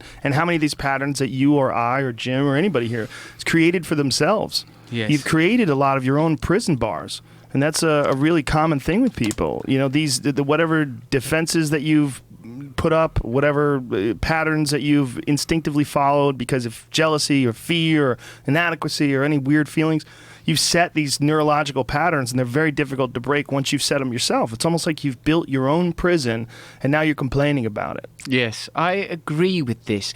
Now, do you think we could introduce to that a kind of a compassion? Because, when we earlier on we were talking about we can understand people's sort of jealousy or irritation at people being famous or rich. Because there's no doubt there's too much inequality, there's too much injustice. It's not something that can really be questioned.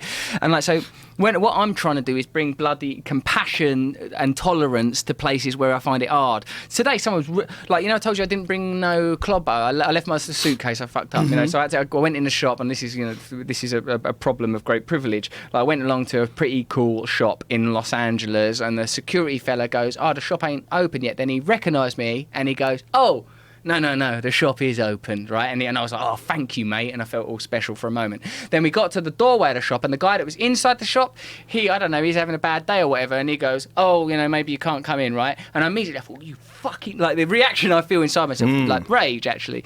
And the security guy, to his eternal credit, overrode the guy in the shop. He went, "No, just let him in. And then I was, I got in the shop, and I felt sort of I felt better about myself. But in that moment, I'm sort of felt special. I'm allowed in. I had so many little things sort of triggered in me in that sort of short momentary interaction, a feeling of oh great, the security guy recognises me, oh no, this guy don't let me in. And it's very hard for me actually I'm still in my mind judging that guy that didn't want to let me in a little bit. I'm carrying him around in my consciousness. It'll be like, that fucking cunt. You still having arguments in your head. Yeah, what you should have said.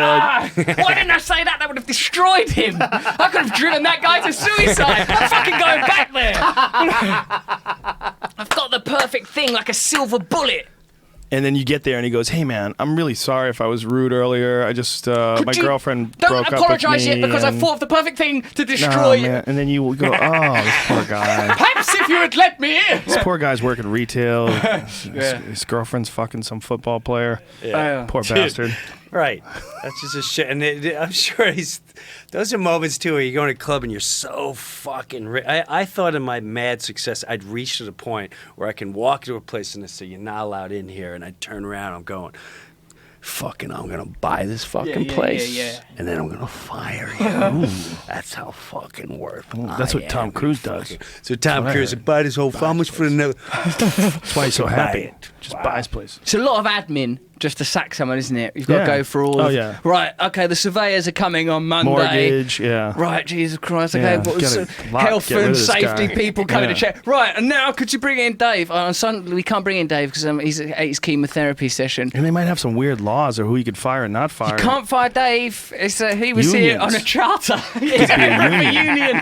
Imagine that, you buy the building and this fuck has to keep working for you. Oh my God. Now you're stuck with him. And then he sues you for discrimination or harassment or something. I didn't know that Dave was missing a toe when I tried to sack him. That was a mistake in retrospect. So, did anybody from the Tom Cruise camp try to convert you?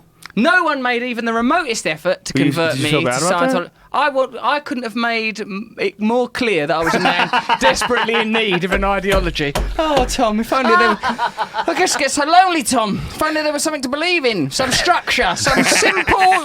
Look, just for fuck's sake, give me that dialectics book or whatever it's called. Yeah, there should be a way, right? There was no interest. It's like, do you know what I felt? I thought they felt that I would ruin Scientology, and they didn't want me in. That's what I thought. Huh. Yeah, that's what they did. They didn't. There was no invitation. And no one said, "Come on, mate, you need a bit of L. Ron Hubbard in your life." There was no interest. They're meant to be an expansionist religion. No one brought it up at all. And if ever there was a candidate for a religion, I think they tread very carefully on those waters. You have to start asking questions yourself. Yeah. Or there's certain levels, perhaps. This is also possibly where they don't necessarily really want anybody new to join. That's what I fucking thought. Yeah. I didn't qualify.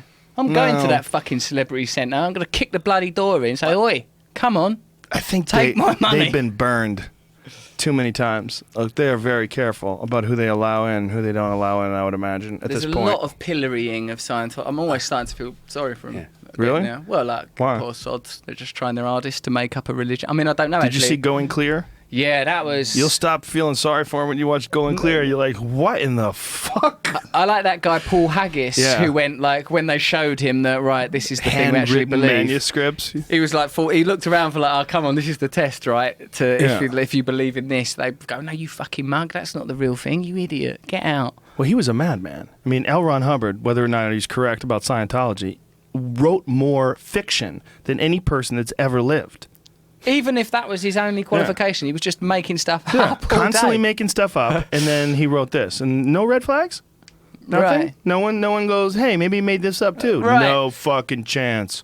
On Monday, he's in Guinness World of Records for making shit up. On Tuesday, he starts a religion, and no one goes, is this connected to Monday's activity in any way? Not only that, just a chronic liar. Just his whole life was just full of shit. Also, I didn't like his rubbery wet lips, like a sort of Ronald McDonald mouth. It was all a bit sort of wet, slobbery guy on those fucking cruise ships dressing people up. I mean, there was some. I'm not a big fan of dudes with captain's outfits on either. Unless you've served actual time. Well, he did. He was in the Navy. And he did command ships, apparently, but he was apparently not very good at it. Badly commanded ships. He was removed from his duty. But the point is, after he got out, decided, I'm still rocking this captain's outfit.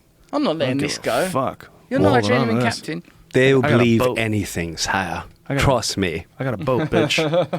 I'm going to make some shit up and I'll have them for quite a while and make a good business of it. Dare watch me. I don't know why I make them British. There he is. Yeah, hi, Skipper. Madman. Look at that. Fascinating. See what I mean about the liquid around the mouth. Anyway, but I suppose people that are Scientologists will say this is our religion, and you're taking the piss out of our religion. Well, it's an ideology that is also a very positive one in the sense that it's dedicated towards self-improvement and eliminating all these psychological barriers that are holding you back. And in that way, people find a lot of benefit in being a part of that religion. And I think when they find a lot of benefit in being a part of it, then, they can justify all the other nonsense and just sort of ignore it. Because what L. Ron Hubbard, according to the Going Clear book, the Lawrence Krauss book, was trying to do was self-medicate. What he had a lot of psychological issues himself, and he was trying to cure his own issues.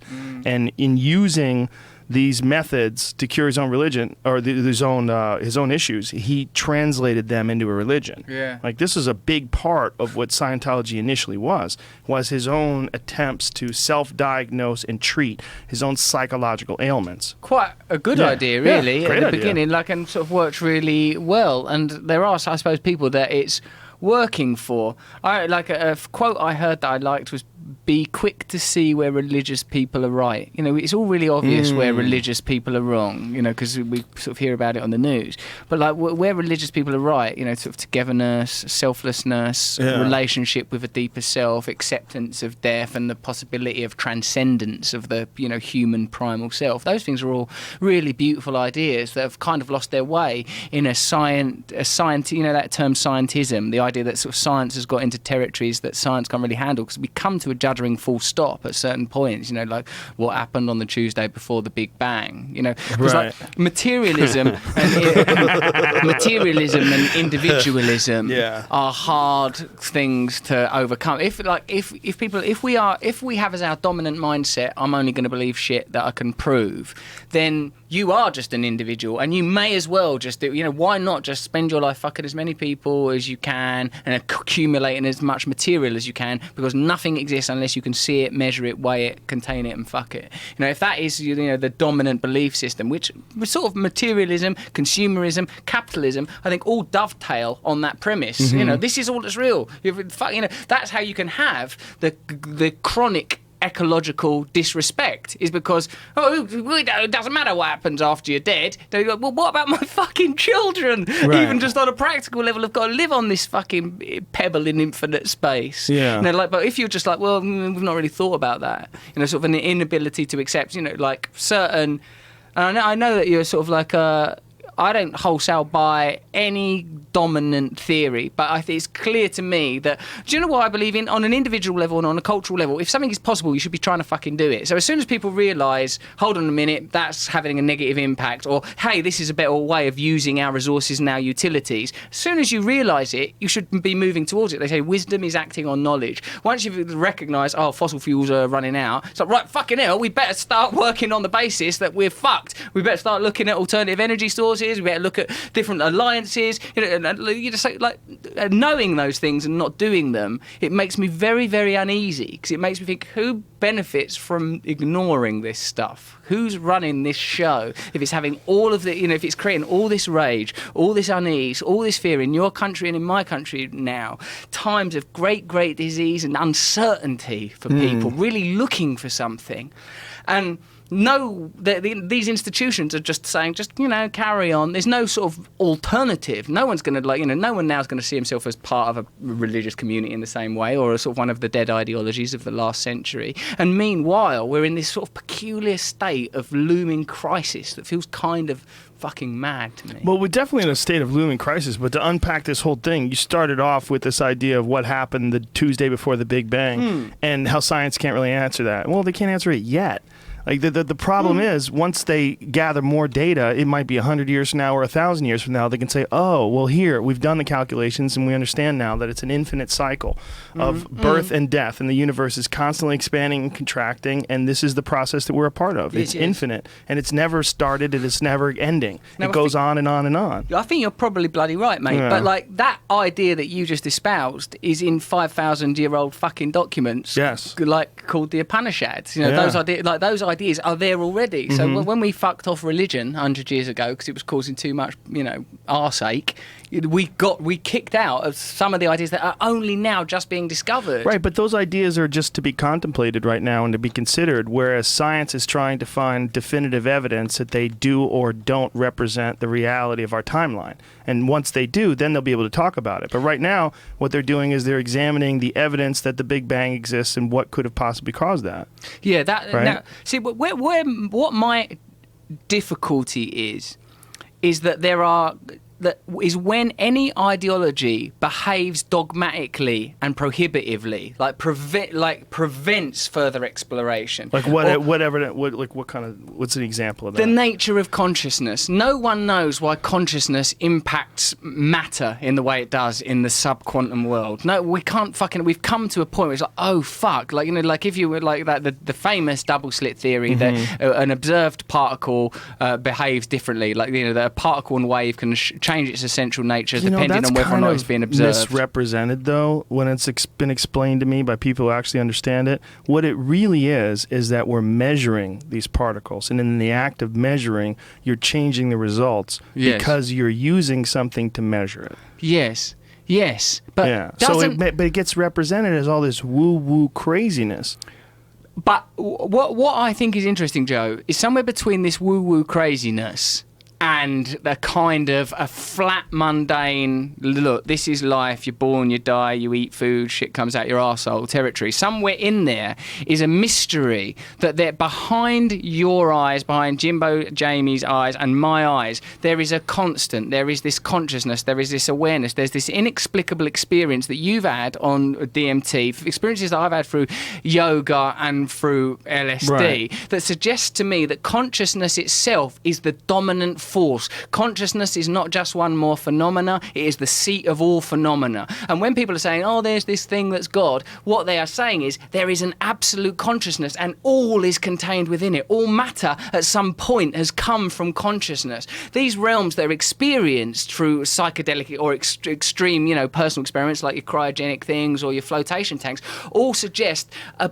phenomenon beyond individual consciousness. There's something else there. And the very fact that, you know, that it's in for the consciousness, even by the process of measuring, is influencing and impacting reality. I don't think that, you know, I'm not taking that to the extremes. I know what you mean, mate. Some people go, oh, that means your mind can control shit. I mean, I don't think it means that. It means that reality is only reality when you look at it. That's what it's kind of getting towards. A bloody good book that I reckon your listeners will be bang into is called Biocentrism by a man called Robert Lanza, who he did the best breakdown I've ever read of that double slit experiment and of the you know, made me understand for the first time that reality is happening within your own consciousness. It's not an external phenomena at all. That, you know, like he explained it in very ways that I could understand. Of like, he went, you know, you sort of think of something totally mundane. He went, like, you know, the experience of going into your kitchen in the night and turning the light on. Is your kitchen fridge still there when you go back downstairs? He goes, well, he goes, when you do go into your kitchen and turn the light on, he goes, you know, parcels of photons come down, they interact with the optic nerve, they're inverted in your consciousness. He goes, you know, so whatever it is that's in your kitchen when you're not looking at it, it ain't the same as when you are looking at it. It's an interpretive reality. And one of the ways that I've sort of reduced this down for my own simple understanding is this, that if none of us had a sense of smell, if you didn't, I didn't, Jamie didn't, and then, well, how would the concept of smell make sense? How would you go, oh, there's paint, there's bacon? None of us would have the instrument to receive it, so that whole thing would be off the agenda. So I think that there are streams of energy, streams of data for which we do not have the instruments to receive, so we totally discount it because we simply don't have the instruments to receive it. And I said once in my stand-up, as a matter of fact, like, you know, my cat doesn't know there's an internet. The internet does not enter the realm of my cat's consciousness, but the fucking internet's out there. We're out here having all these fucking experiences, and like all those realms that we're experiencing in these various sort of psychedelic states, or, you know, however they're achieved, is an indication to me there's another reality. Now, where does that become fucking relevant to what we're talking about? For me, where it does is one of the continual ideas that keeps re-emerging to connect us back to where we were with Joe Campbell at the beginning is there is this fucking sense of oneness and believing ourselves to be individual and believing that the dominant thing in our lives to be material. That fucks us up because people will kill each other over that material. And once we sort of realise, no, the true thing about us is the consciousness, is the inner self. That's the real thing. Now, we're all out here, we're all in the game, we're all going to do shit and we're all going to make mistakes. But let's not have the material idea as the dominant social idea, because everyone's agreed with that, whether they're communists or capitalists or fascists or whatever. Everyone's saying, no, the main thing is this shit that's out here. And it's like that connects to those primal drives, because, you know, that if that taps into your sexual drive, you can never have enough pussy. supremacy, if that gets into your status drive, you can never have enough status and power. So like, we're all going to still feel those things. I'm still going to be a cunt 25 times a day, but it would be nice if the cultural ambience was, oh, don't worry, Russell, you'll be back to your normal self in a minute, of feeling that we're all one and we're all connected. Not, yeah, well, of course, I'd feel like that. Like that. And that's what frightens me about the culture of our countries at the moment, is it's endorsing the worst aspects of our nature. It's acculturating the worst aspects of our nature instead of the best aspects of our nature. And for me, there's no fucking difference between left and right in the current political sphere, because they're all making the same argument. They're all saying, come and live out here in the material world. Yeah, it seems to me that the material world and this idea that we should be accumulating possessions and status and all these different things is universal. It almost seems like it's a natural progression from ancient tribal civilization life to this weird city life to this integration of electronics in our life and this symbiotic relationship that we have to computers and the internet and information itself. It seems like this is one of the things that drives that, is this desire for material possessions. Because when you have a desire for material possessions, it ensures that you're going to continue to innovate and come up with newer and greater and better. Yeah. Because you always want to keep up with the Joneses. You always want to have the newest Tesla because it goes 0 to 60 in 2 seconds. And you want to have the coolest fucking house with the biggest TV and the fastest internet. And all those things sort of compound this technological innovation cycle that we're on. So my thought has been for a long time that what we are is some sort of an electronic caterpillar that's going to give birth to some artificial life. And that all of our desire for material possessions and status and all these different things is really just us pushing forth this electronic agenda. And that this innovation and the construction of artificial intelligence that's inevitable is eventually going to be the next stage of life. And that we're like huddling ourselves up in this sort of civilization cocoon. And that boom, out of that cocoon is going to pop some sort of a god being. And that this is what we're here for. And this is what we've been doing since we were monkeys flinging shit at each other and flipping over cow patties looking for mushrooms. That we are a part of a process. And then if you look at it objectively, all these traps that you or I or Tom Cruise or Jim Breuer have been caught up in, whether it's traps of ego or jealousy, all these things sort of ensure movement. They ensure movement, they ensure interactivity, and that is going to ensure innovation and progress and competition. And all those things that even when we look at it, we go, this is so pointless, this is so foolish, this is so, but yet it's so incredibly prevalent. Not glorifying it or saying it's definitely the way to go, but objectively, if you weren't a human and you're stepping outside of this thing, looking at it from a distance, you're like, these fuckers are making something. They might not even know they're making something, but they're making something. I understand, like the same way that bees or ants may not be aware of the hive consciousness and the common drives. But where I disagree with you, Joe, is that you see the end point as being the materialization of a super consciousness through technology. I see the end point as being a realization amongst us as a species. Now I know that could be both. It could be both. And there is no reason to. We are just another fucking. Are we just another species on this planet? Are we really no better than dogs and cows and monkeys? I don't. How can we how most can we certainly possibly... are? If the very sun that heats us up has a lifespan. Yeah, where are their inventions as well? The cats and the monkeys. They've done fuck all. They're cute. They invented being cute. I mean, they're real darlings. They purr. They sit in your lap. You pet them. You like it. They need to fucking contribute. No, they're contributing. You take your dog for a walk. You come up with good ideas. You rub his belly. That's fair enough. Feel good. I do love my dog Bear. But hold on. But what was my point there? God. I think you want to pump the brakes. What you're saying is we should pump the brakes. We should pump the brakes of this possession and this idea that we're trying to accomplish these great things by accumulating things and status, and it's all bullshit. And it's really about consciousness more than anything. In fact, Bill Hicks, I think, already said it when he said that that we can explore space inner and outer together in peace. Like that idea that if we looked at our common drives, it's like like Hancock all the time. I've heard him on your show saying like that that what's happened is a bias towards a particular aspect of our own consciousness, the problem-solving brain, and there's those drives are amazing. Like those drives, they're trying to get us somewhere. Technology is amazing. The very fact that people bloody hear us, I don't understand any of it. It's fucking wonderful. But the dominant idea behind it, one of profit, that dominating idea, and like, you know, profit in itself is not necessarily negative, but profit at all costs, profit at any cost, you know. So like, really, I'm not saying we should as a species fucking slow down and dress in felt and fucking, you know, like grow around vegetables. There's no fun in that. I want human beings to be glorious, but what I'm saying is that our bias towards this one particular materialistic idea is preventing us from realizing that glory, because part of our consciousness has been ignored. Yes, but you, from the time... How can anyone say yes, but? Yeah, no. I think we all agree on that. And I hate to dumb it. I'm dumb, so I dumb it down. Right? And I go back to Pink Floyd. We don't need no education. We all aware. You don't have a chance, or your back is against the wall from the time you come out of the womb, because you're saturated with false images. You're saturated.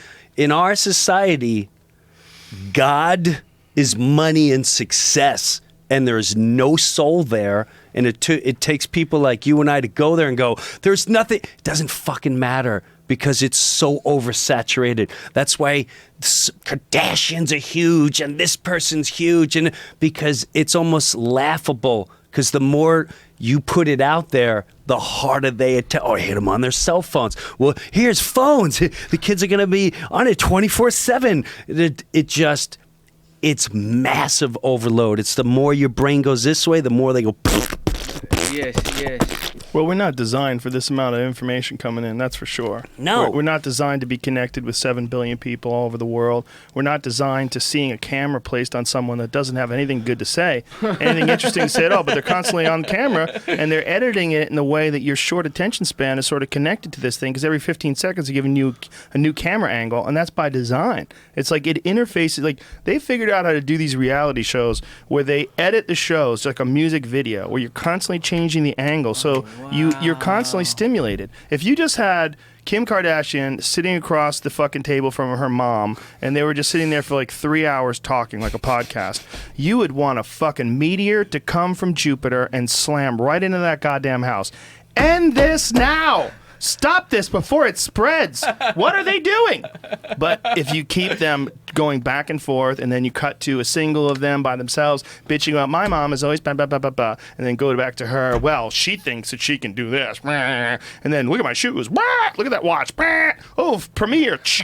Cameras. And constant changing of angles, and constant fucking introducing of a new thing to pay attention to. On a stupid small note, on a tiny, tiny note of how powerful and how far away, my oldest daughter, and I hate to admit it, she sat there and her lips, she came in the room, and I told her 20 times, don't do that. She saw something on the internet, sticking her lips in the bottle, and it blows her lips up. And for 3 days, and everyone's doing it. And it wasn't that I was mad at her. I went, wow, this is how many, my kid's part of that banana land. It's just...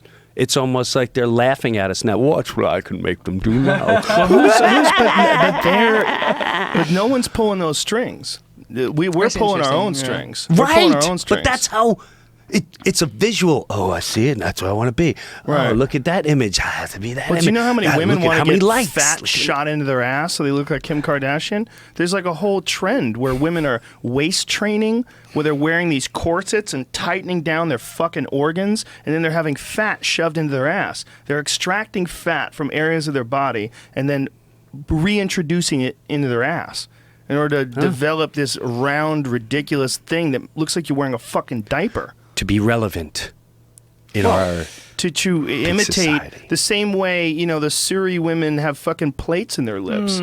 We're imitating patterns that we see. They don't necessarily have to make sense, but we're this weird animal that sort of imitates what our surroundings are. We imitate our atmosphere in some strange way, and we can sort of create our own hell. That we reproduce this thing around us that's not just unsuccessful, it's unsatisfying, it's weird, it's depressing, and we do the goddamn same thing. We've become too good at adaptation. We've adapted to a sort of a mutated state, and that's what we're trying to say earlier with the influences, the paradigm, the template that we're moving towards is too predicated on the material to the point where, it's ludicrous things. I do like you drawing the comparison between the neck things and the earring things and the Kardashian ass things. That power that we're harnessing all seems to center around innovation. when we're pursuing material possessions, when we're pursuing physical items, we're not talking about like vintage things. Like I'm really into handmade things. I love a handmade bag or a handmade knife. I love the idea that someone created something, crafted something. But those things are the same. Like if you buy a knife that some guy made hammering in one of those vats of fucking fire and bang, bang, bang. He's doing it the same way people have done it for hundreds, if not thousands of years. There's something fascinating about that and interesting about that. But in terms of like progression and innovation, it's like you can't compete with these goddamn laptops or phones or any of these things. Those things they're getting better and better at this staggering exponential rate. And at the end of that line, see this, if you extrapolate, if you look at it from a distance, you pull yourself away from culture and civilization and look down. What is this super being called the human race? What is this super organism doing? Well, it's creating better and better things. Well, why is it doing that? Why is it ignoring the very ocean that surrounds it? Why is it sucking all the fish out of the ocean and shitting all the fucking dirt and dust up into the air, but ignoring that while concentrating on the possession and the innovation of all these electronic gadgets? Well, it's got to be something to do with that. It's like a pull, and McKenna used to call it an attractor, that we're being pulled towards some future attractor, some singularity event, some moment that we are creating, whether we're aware of it or not, but that part of all of our ridiculous behavior in terms of our ego and our drive for success and attention and love and affection and all these different things is really sort of pushing this innovation further and further and quicker. That's an extremely interesting idea. One thing I was thinking when you're saying that is like, every time that's happening, like the creativity, where are these things before they exist? Things exist in this unrealized realm, what Plato referred to as the realm of ideas, that there's an idealized form of all things before they are realized in the material world. Like someone designing a knife has to consciously conceive of the knife before bringing it into the material world. Right. That there's this constant need to pull from this unrealized, like whenever I see babies now, I want to go to them, where were you? Where were you before? Where was your consciousness? Tell me what it's like. I was friendly, and hopefully still am friendly with David Lynch, the filmmaker, and he told me that a friend of his were outside their kid's nursery and they had a 3-year-old kid and a 6-month-year-old, don't say years after month, 6-month-old kid, and they heard the 3-year-old go to the 6-month kid, I need you to tell me about heaven again because I'm beginning to forget. That's creepy, isn't it? Whoa! And it came from David Lynch, so it blew my mind. It's sort of extra. Where is consciousness before it's realised? I'm beginning to forget. Oh, it freaked me out. Here, as a person, and Jim, you can back me up on this, as a person who has kids, one of the most bizarre aspects of child raising is that when you have them and they're babies, these moments when they're little and tiny, you think, I'm never going to forget this. This is the most powerful moment of my life. This is amazing, being around them when they're so little and their first words and they're talking to you, but you fucking forget it. You forget it all because you know them as the them they are now at 6 or at 8 or at 10 or at 14. And those incredibly powerful moments you forget. But meanwhile, you remember some cunt who cut you off in traffic 14 years ago, and you're like, I should have kicked that fucking guy's ass. I saw him at the red light, and I didn't get out of my car, and it haunts me to this day. I want to drag him out of his car and feed him his fucking teeth. You remember that. Yeah. But you won't remember your daughter being 2 dancing to some music that's on television and everybody laughing and cheering along. You have to see it. You have to look at a fucking video that you saved on your iPhone and watch it, and you go, oh, yeah, that's right. Oh, my God, what an amazing moment. Somehow or another, almost like dreams, those ideas are erased from the accessible memory in some strange way, or many of them are. So when you hear a 3-year-old saying that to a 6-month, that is fucking crazy, because it makes you wonder, is that one of the, because that's one of the properties of DMT, by the way, which is the psychedelic that's created by your own brain. One of the major properties of that dream is how profound the visions are, incredibly powerful, but then they slip through your hands. They are gone. They're gone just like a dream. When you wake up from a dream and you try to explain it to somebody, you have a very small window where you can explain that dream. Yeah. So then, what the fuck is going on in consciousness? Yeah, there's powerful moments, though. There's an eraser. Yes, but there's also powerful, really good moments that I've had with each one of my kids that I can literally, out of all the moments that I said, I'm going to remember this. Yeah. You've stored them in the museum of your mind. Yeah. I have forgot most, but there's a handful that I remember as if it was yesterday, that was on a deeper spiritual conscious level where we just locked eyes, and it was a moment, and we just knew everything about each other at that moment. Now again, maybe I wanted it that moment, but that's how it felt, and I can count that with each one of my kids where I always go back to going, wow, I really know who you really are, and I'm trying to get you back to that. Does it make sense? It does. I think that we have an accessible database. We have a hard drive. We have a certain amount of space. And that's been proven when it comes to how many people you can know and keep in your life. They say that you could keep about 150 people in your life. And you can sort of remember these people, and you can hold these people. But once you go past 150, it gets fucking slippery as shit. And you must experience that because you're constantly meeting people, and people know who you are, and you don't remember them. And after a while, you can go, nice to meet you. And they go, we already met. We met 3 years ago. And you're like, oh, I forgot. Yeah, I can't maintain this many connections. The database is full. But it's a hard drive issue. It's a literal hard drive issue. I forget, what is the fucking, I know that it's not Bode's law is the size of planets. It's I forget the principle, but the principle is 100, whatever the word is. It's 150 people, and you keep those 150 people in your head, and that's it. It correlates to what we were talking about with the old chimpanzees and anthropology. That there is an ideal size for a community before it becomes like, oh, this is too hard to deal with. But like those things you were talking about with your children there are like transcendent moments. Dunbar's number, that's it. Cool. Like you're talking about moments where it didn't matter that you're individual A and that's individual B. That there was a clear connection. That something passes between us. That something and it was overpowering and beautiful just for that moment, and that keeps me going in certain moments of time, even though I'm 15 years later and 20. I know, no one can describe it to me. Yeah. I just know, wow, that was a deeper moment. And on some level that can be broken down, I'm sure, to sort of oxytocin and like, this hormone was triggered by that. There is a sort of a mechanical or material component to even the most beautiful experiences of a sunset or whatever it is. But to return to what you were saying, Joe, before of like how we favour negative information, there's a clear evolutionary bias for like negative information has to be stored because, is that a tree or is that a lion? You better, what I mean? Yes. If you're fucked if it's a lion. Yes. So negative information does have like priority.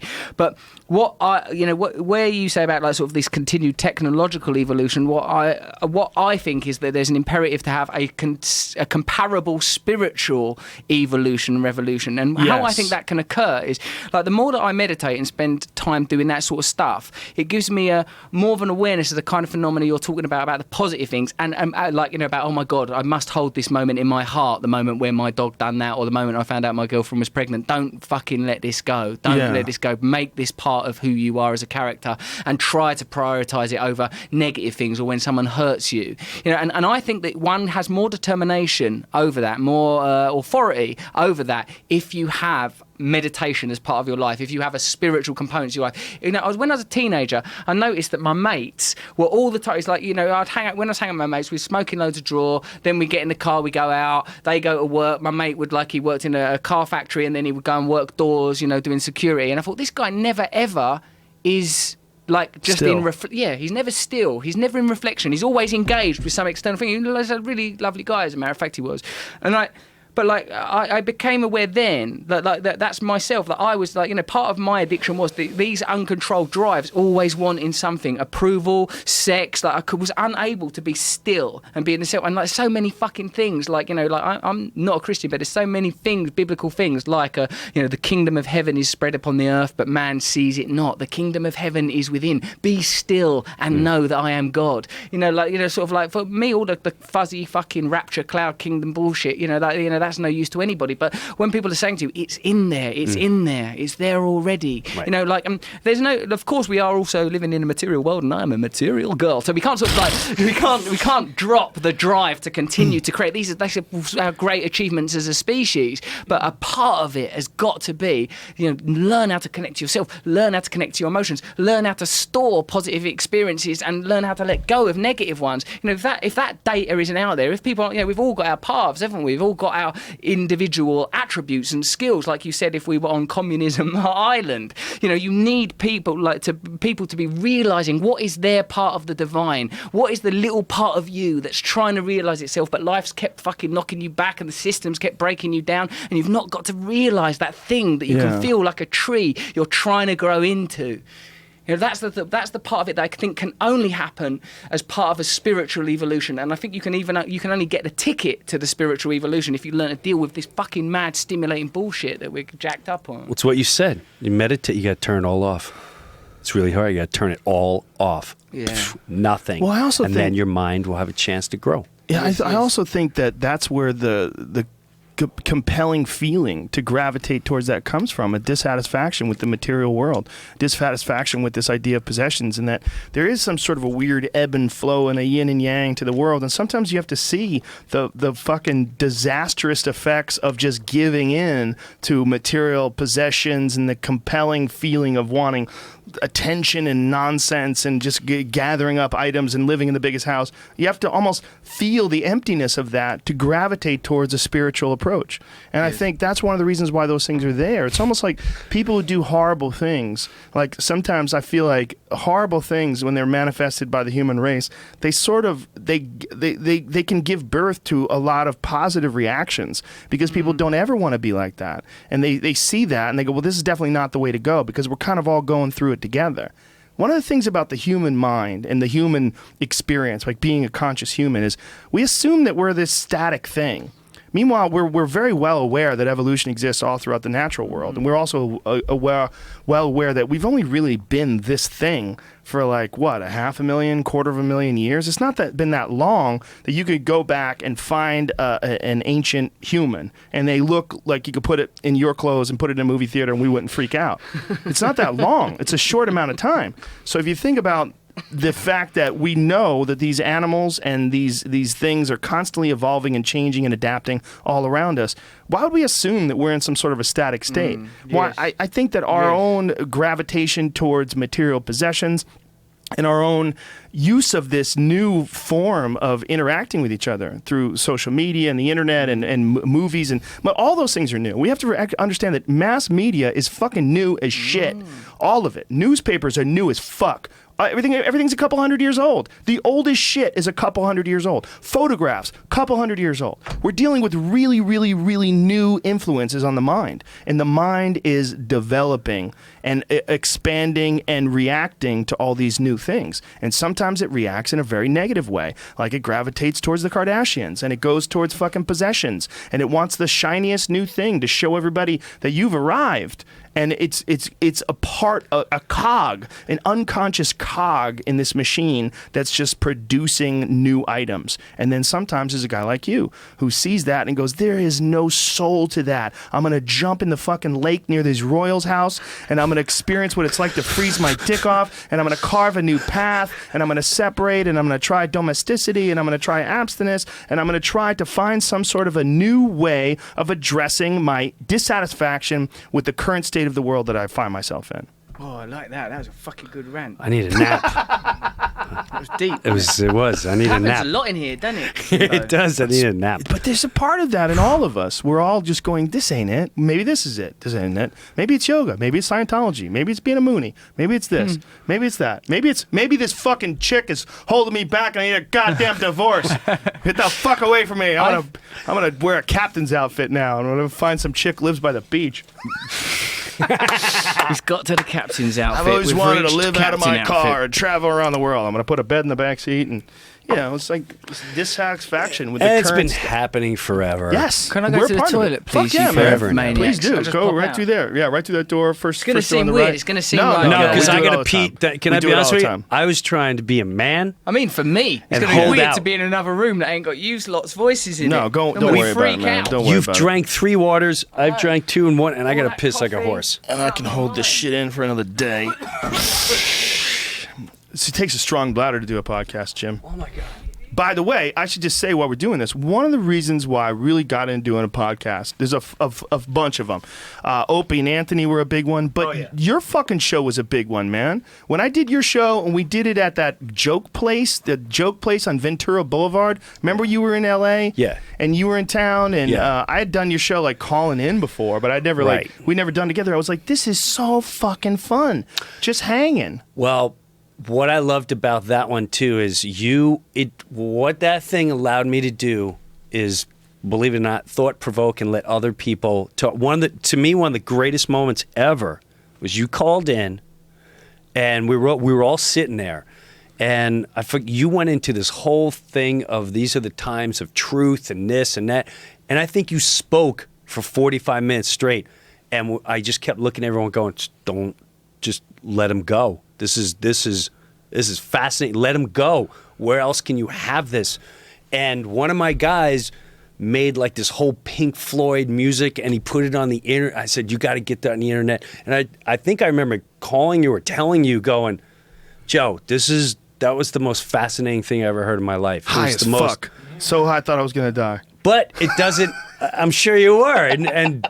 But you never were allowed to even think like that on radio. And one of the things you said too, which was my favorite part, was, and again, I end up fearing it because I didn't want people thinking it, was our opening song, which just explained, it was just the four of us, we came out, two of the guy musicians, and you came in, you're like, bro, that is the greatest theme song I ever heard in my life. And I was like, really? Yeah, what was you? Really? Well, it was me and the guys, and we were just really just talking, and we riffed it, and I said, don't even change it. Let's just do that. It was perfect. But it was real. Yes, and then I knew when I heard you were like, you need to be in this world. It's great to have you in this world. It's refreshing. It's thought provoking. It's powerful. I love it, man. I'm very, very, I love it. Yeah, well, I love it too, man. It's a unique time, that we can have something like this. And when I was on your show, I was like, man, I need to get one of these satellite radio shows. These are the shit. I didn't know there was going to be an internet version of that where you don't have any bosses, and it reaches even more people. It doesn't make any sense at all. There's somehow or another, a path has been carved through the information highways that people have never been on before. It's only like 10 years old. And through that path, you reach everybody, and it's free.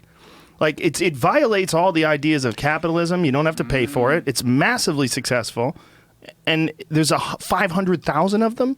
And it lives forever. Yeah, forever. So people can constantly discover it. Did you allegedly? Allegedly. I mean, what I'm saying is, like, might not make it. Asteroid hits. Well, whatever. Until that happens, it'd be nice to know that someone that's never even heard of you. Oh, yeah. And 20 years down the road, they're going, you need to listen to this conversation. Russell Brand was in there on this day. Just listen to that. And 20 years from now, they're going, that makes a lot of sense. It's pretty awesome. This is the great part of social media. Well, the great part is also that it's all free, and they're all available. You can get 800 plus episodes of this thing anytime you want it. And when things are free, you can be more honest and more passionate about what you're putting out there because no one's paying you to say anything. Well, did you ever get any pressure when you were doing the satellite show? Did anybody ever come to you and go, hey, Jim, we listen to that show, and you guys you got to fucking tone it down? Never. That's amazing. Never. That's I have to amazing. honestly say never, never, never, never. Because Opie and Anthony got suspended a couple of times, even from satellite radio. They were getting, first of all, they were getting a lot of commercial money. Yeah. Yep, they certainly were. And they rubbed the wrong side of the madness. Yeah. It was all over Fox News like, you don't do this. Well, they were kind of compromised in some sort of a weird way, whether they wanted to be or not, because they were making a fuckload of money. And as soon as a company is paying you X amount of money every year, and they get upset about something, or they feel like the advertising revenue is going to dry up because you guys have said something crazy. Right. Like, you remember when they had that homeless guy on who said some crazy shit about Condoleezza Rice? No. Yeah, they got suspended for like a year or like a month or something like that. They had might be a week, I'm making up numbers. They had some homeless guy on who came on and said he wanted to rape Condoleezza Rice. Oh, wow. Something, and they, like, what the fuck? And they just had some crazy guy off the street, and he talked all kinds of crazy nonsense, and he left, and, it's all live. So it's happening live. There's nothing you could do about it. They got a homeless guy in the air. I mean, what the fuck are they going to do? It's not. Opie didn't say it. Anthony didn't say it. Norton didn't say it. But because it was on their show, they pulled the show. And it was probably because of political pressure or pressure from the Bush administration. This is also, coincidentally, during the time where I mean, Howard Stern, it was just after the time of Howard Stern getting sued over and over again by the government. Remember, they would give these massive lawsuits, and that drove him to satellite radio. Right. And even in satellite radio, they weren't safe. So even in satellite radio, he moved to satellite radio. He moved to Sirius. They were on XM at the time. I think it was before the merge of Sirius XM, or maybe right afterwards. But either way, they weren't free, even under the banner of this free thing on satellite radio. Right. The political machine still had influence. Yeah, we never were told, don't say this. That's amazing. Don't do that. Because you had some wild fucking shows. They would go, hey, listen, ratings time. It looks good if you guys were to come up with a Big E kind of entertaining show. And then that would, like, that we can get out there and the... Did you get to choose guests? Yeah. Like I mean, all of them? they weren't running to us, trust me. But did you get to veto anybody? Yeah, I couldn't tell you who. There was a million Right. guys like, I don't know anything about this guy. I don't want to talk to him. Oh, okay. What am I getting out of that? So they bring This suggestions to you? politician, I'm going to be a dick. Yeah, see, that's a beautiful thing about the time that you were involved in it, too, because you were involved in it back when I was on Fear Factor because the stunt guys fucking loved your show, man. There was I had to do this thing where I got in the truck, we had to drive to some location, and was hanging out with these stunt guys, and they were playing your show when it was on Raw Dog. Yeah. And they loved it, and they were like, dude, Breuer's show is the fucking best, and it was really wild and raw. And I was like, you maybe couldn't even do that today. Well, those are my best friends growing up, and my best friends was Jimmy Shaka, who was deep, and we would have these conversations for hours.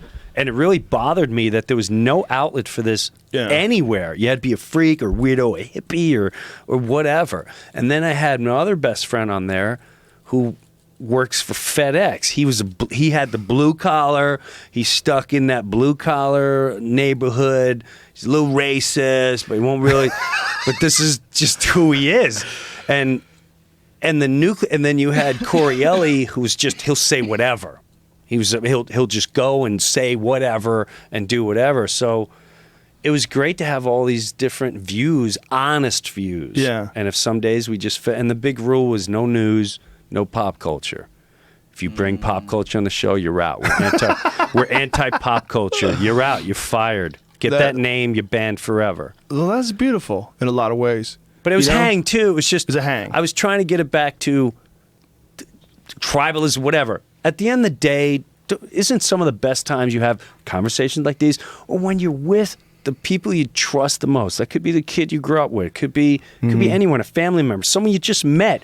And you're just hanging out at the end of the night. You don't care what this one's doing or that one doing. And you're just hanging out. There's a fire. You're talking. And at the end of the day, it's all the same shit. What's out there? Who really knows? What's this? Who really fucking knows? Let's talk about it and try to figure out for 3 hours. And what we get out of it?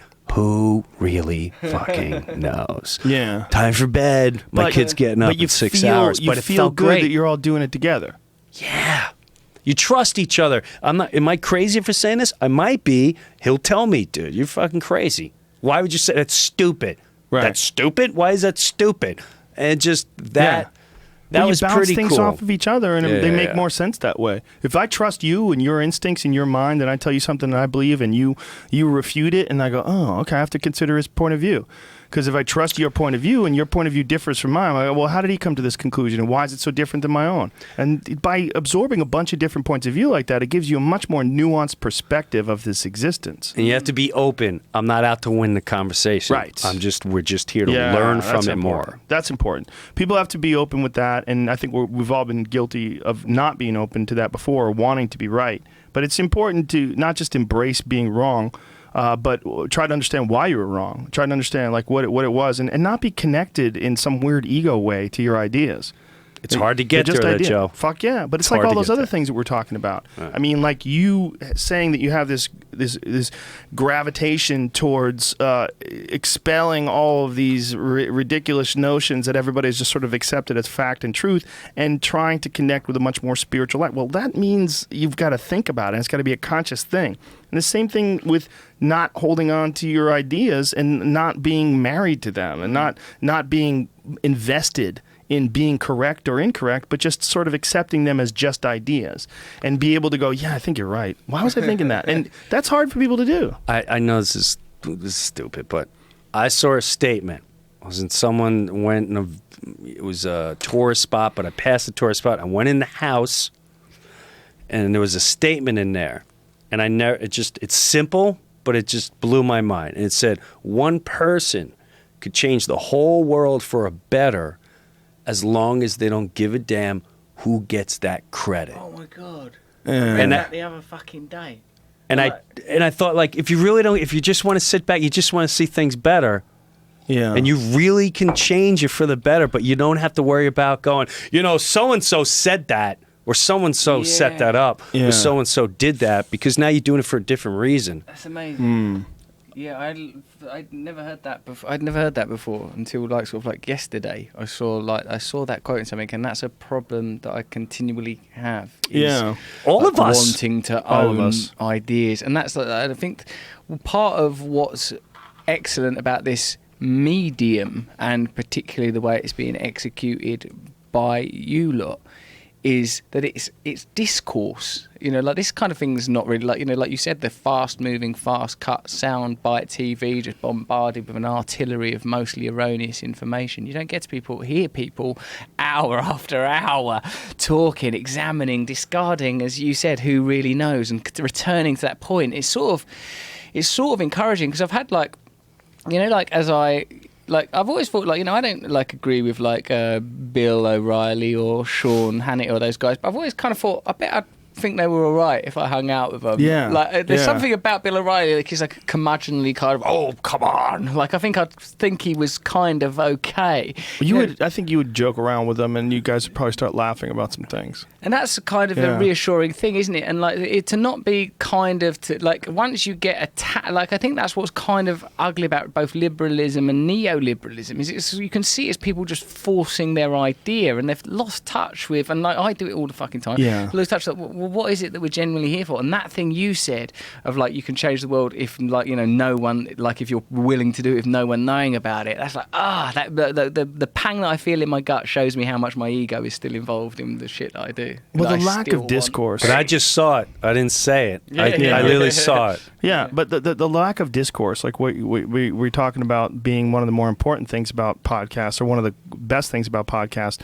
I mean, I'm really hoping that that's the trend of the future, that people understand that this might not be a right way or a wrong way to do a lot of these things, and that your point of view, whether you strongly believe in it or not, might not really work for the way I see the world. It doesn't mean that you're right or I'm wrong, or it doesn't. It doesn't. I mean, there's some certain truths like, hey, don't rape people. Hey, don't murder people. Those things are obvious. But there's some other things that aren't obvious. There's other things that are not obvious, like maybe you shouldn't hurt people's feelings. Maybe you should mock them, because what they're doing is preposterous, and in hurting their feelings, you actually elevate all of us to realize the humor in their folly. And I'm a big fan of folly. I enjoy human folly. It's one of the things I enjoy most about humans. I'm the quickest to make fun of my own self. So if I can't make fun of them, what kind of a fucking goofy-ass world are we running? We run in some super sensitive world where everyone's a perfect snowflake and we can't shit on them?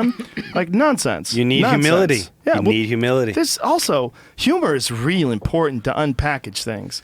Because there's a lot of things that are going on right now in this world that are a little fucking weird. And one of the reasons why they're weird is because humor hasn't had a chance to dissect them. Wow. I think that I heard John Cleese talking about comedy, and he said that people talk about the people are very anti-humor because they know it's powerful, and they often use the idea that hey, don't joke around, this is serious. But you're supposed to joke around about things that are serious. And he said they have mistaken seriousness for solemnity. There's no and the reason they want to be all solemn about stuff because they know it prevents people that have got that comedic switchblade from getting into the argument where you can and detonate shit. Exactly. I'm not taking that seriously. I'm not playing by those rules. And they've also taken away your special power. Yes. It's a special power. They don't have it. It is a special power. Both of you guys have it. They don't have it. So if you come in and you deflate their argument with a quick switchblade, this piece of shit, why are you joking around about something really important? Maybe your white privilege is showing. Maybe you should consider the fact that your humor is offensive to a lot of people. And what you're doing is bullshit, and it's not helping. It's very regressive. And they always try to use humour, though, themselves. They always stitch it into political discourse. Here's one of the real problems with the left, and especially the regressive left, and the people that think that they're going to change things. They're fucking unbelievably mean when they're mocking the right. Like, you're talking about compassion. Like, I've seen some of the least compassion, meanest, angriest shit come out of people that consider themselves to be liberal and progressive.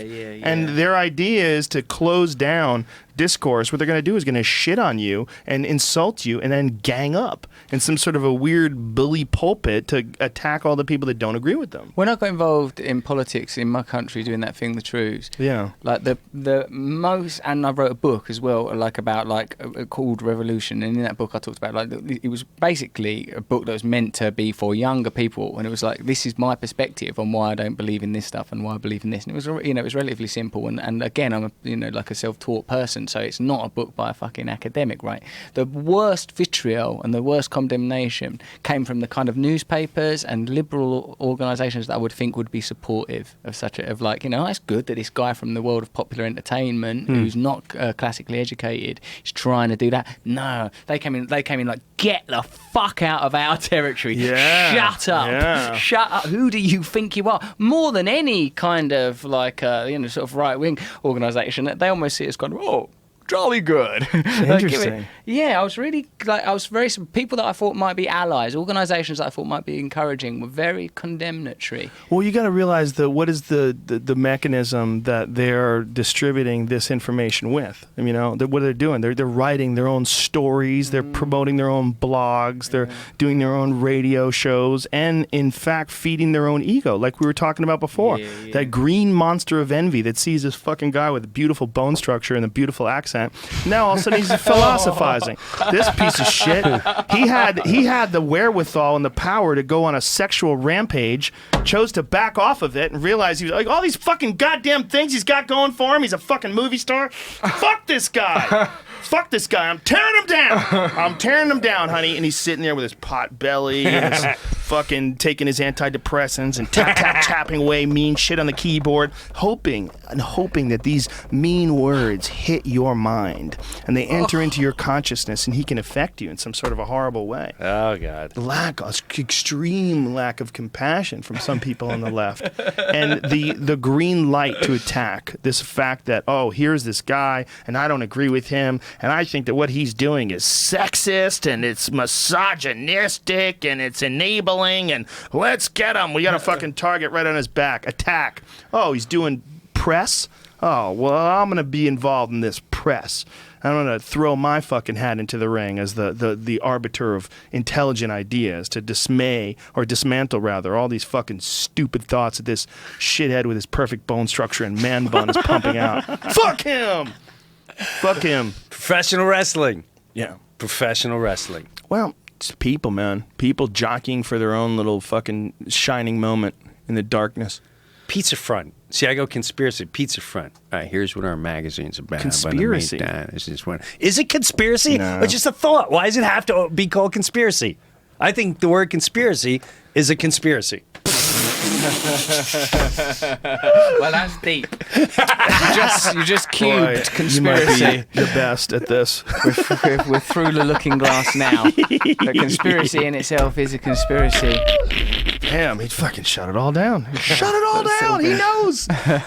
Yeah. I mean, there's definitely some real conspiracies, but I think that there's just a natural emphasis or a natural inclination to shit on people that are doing better than you or shit on people that have something good going on. And also, when you're writing a story about something, how much fun is it writing a story that's positive?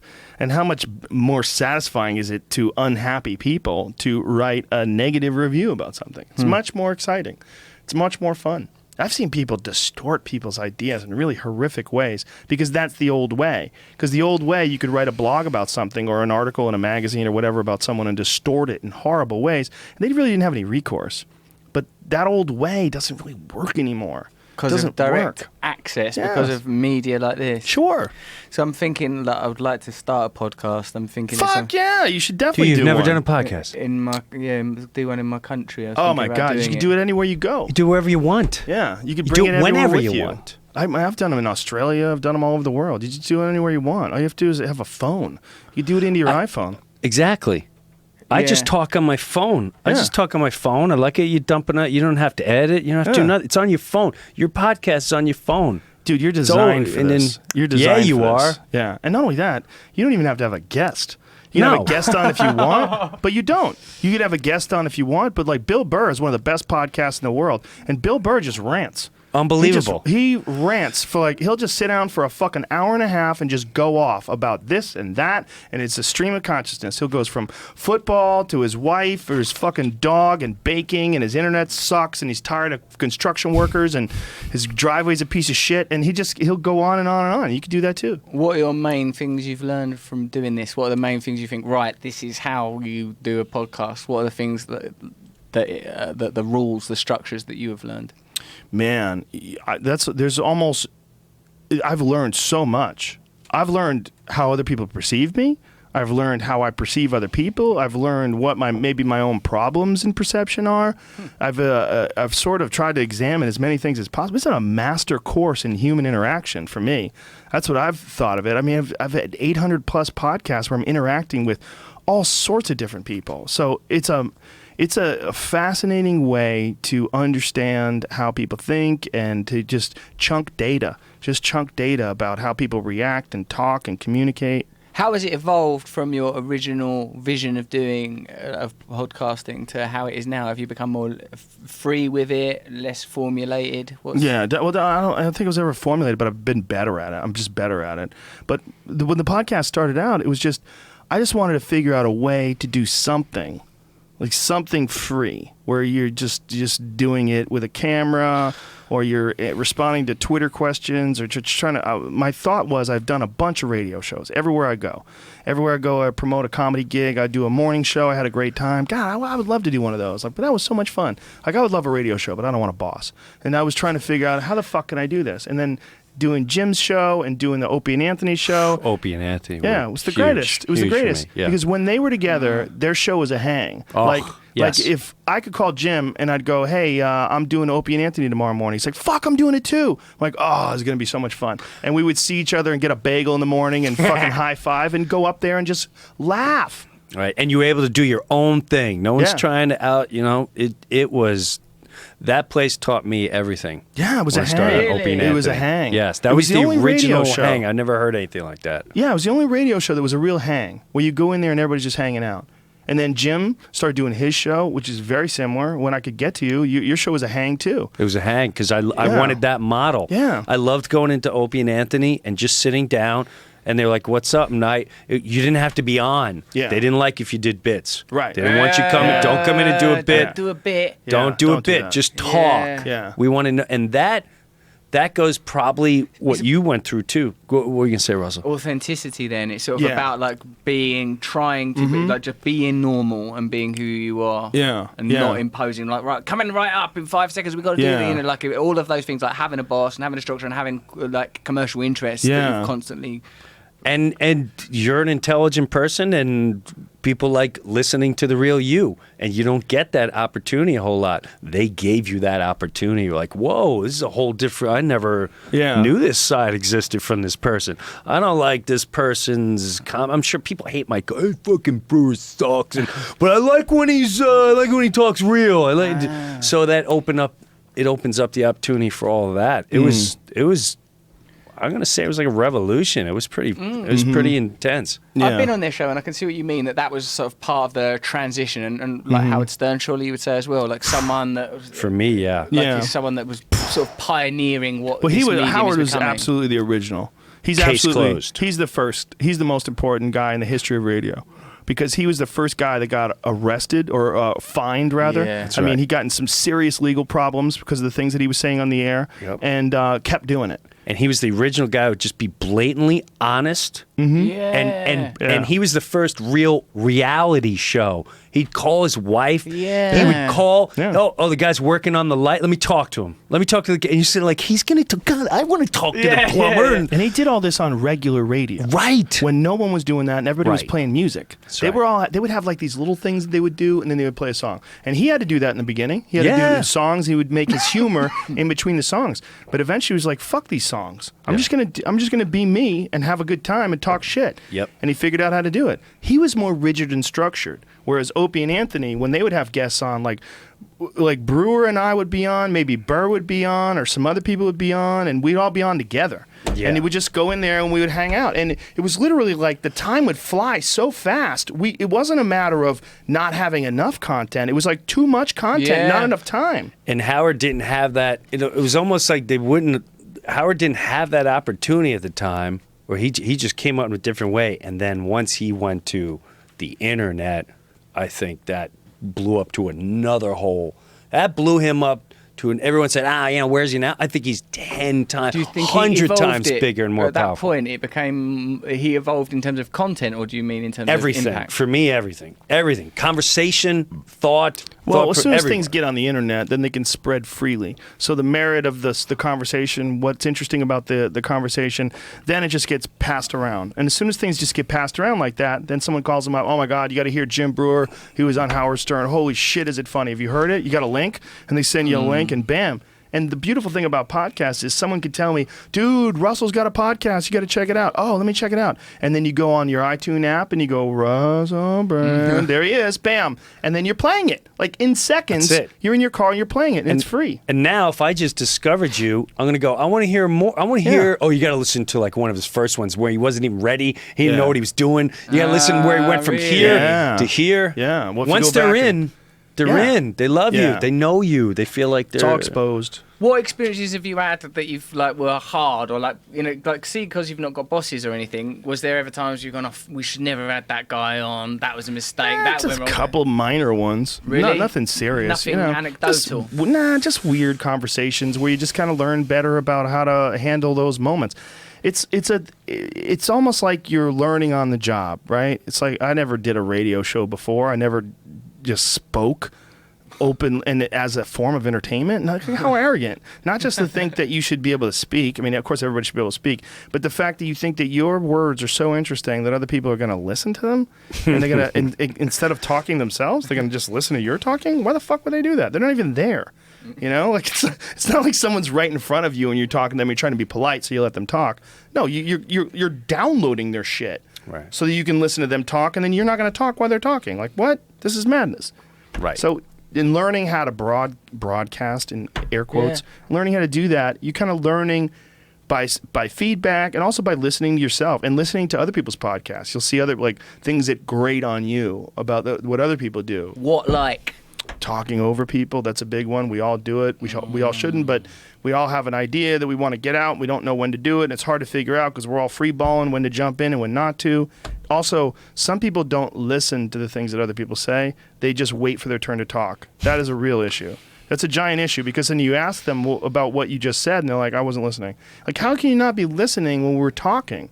Like, this is okay. Well, then now we're not really having a conversation. We're just exchanging rants, you know. And I'm waiting for you to get your completely non sequitur rant in, and then you're gonna impress people with your quotes and how much you know about this guy or that guy. And that's a real common thing. Is like using it as an ego springboard instead of looking at it. And a podcast is really essentially a piece of art.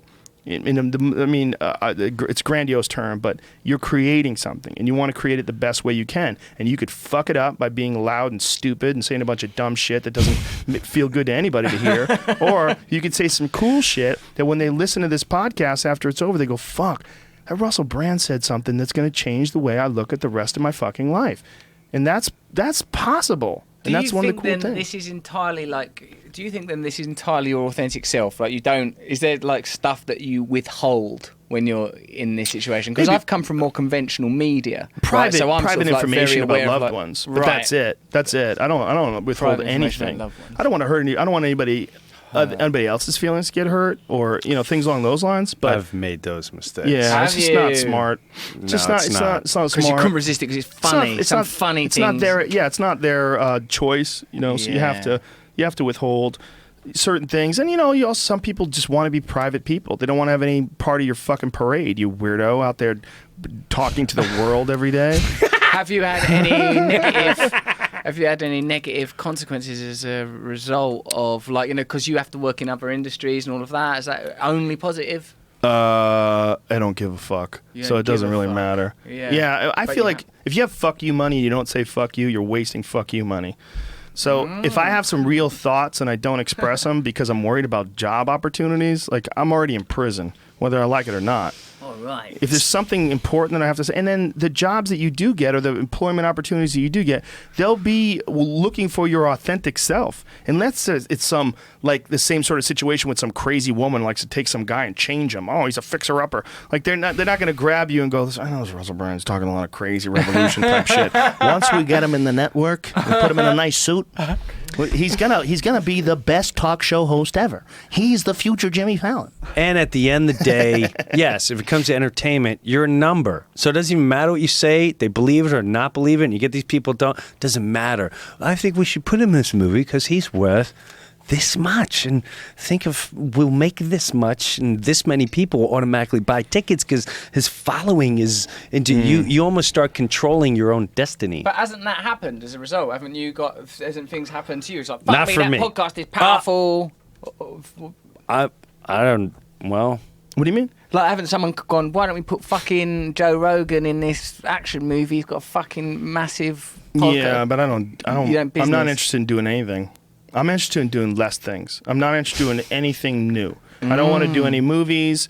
I like doing stuff that has nothing to do with work. Like I like doing yoga and I like doing archery. I like writing comedy. I like performing stand-up. I like doing podcasts.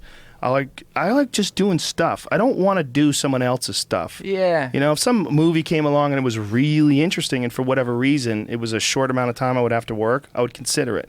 But I've passed on a lot of stuff. I just don't have any interest in it. You've taken control of your life through this. Yeah, well, I'm doing what I actually want to do instead of when, you know, and Jim and I were in a pilot for the very first TV show that I did in 1993.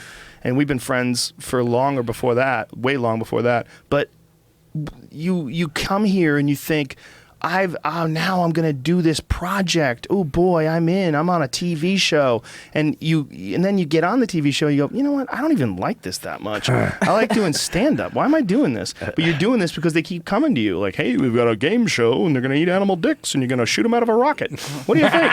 And you're like, I'm in. It's on TV. I'm in. That's what I'm here for. And the money's real fucking good. And you do it after a while, and you go, hey, you know what? That's not what I enjoy doing. What do I actually enjoy doing? Well, I'm just trying to do the things I enjoy doing. What I enjoy doing, I like doing podcasts. I like doing stand-up. I like and doing all those extracurricular things that I do, the things that I do that are just interests in life. And then I don't want to differentiate between interests that I do for financial gain or interests that I do for mental exercises or for spiritual growth or whatever. I just want to do things that I enjoy doing. That's really important, isn't it? You get sucked over in life, and so many people don't have that kind of freedom creatively or on any level. The freedom of, I just want, like, that should be part of more people's experience of life.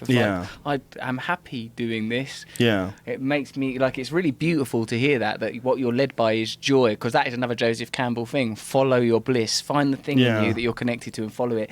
And when I think of how many times in my life I've lived out other people's ideas, as you say, like, oh, right, no, hold on a minute, this is what I'm supposed to do. Like, again, like Bill Hicks says, look at my money. This has to be real. It has to be real, because you're bombarded with it, and then you realise, oh my God. Yeah. So if you are lucky enough to get to a position where you can just do things that you enjoy, but like, how do you think that idea that you've applied to your own creative lives can be applied if you're fucking living a normal life and you're trapped in a job that you don't fucking like? How do you think you get out of that situation? Well, I think it's like everything else. It takes small baby steps to move out.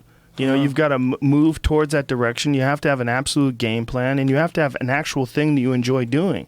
Like, say if you're some guy that's trapped in some job, but, you know, like to bring up something we talked about before, you enjoy making homemade knives, and you're like, you know, I would love to just be able to make arts and crafts, to be able to create something that people buy, maybe pottery or something along those lines that would really feel like spiritually and creatively satisfying to me, to be able to express myself in an art form.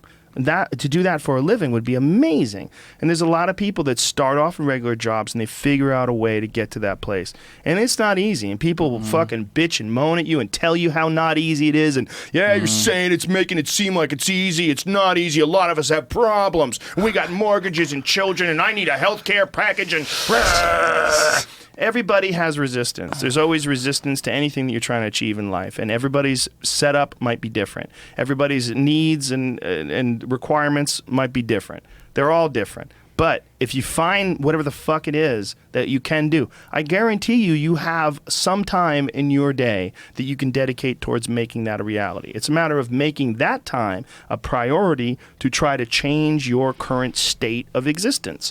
How do you do it? I don't know. I don't know what your existence is, and I can't tell you anyway, because the way I do things and the way you do things is fucking totally different. Everyone's going to do things different. I'm a kamikaze person. I'm like, let's fucking cut ties, pull the chute, let's go. I'm like, let's get out of here, let's quit, you know. But I've always been like that. Yeah. I've always been the burn the fucking house down, you have to make another one.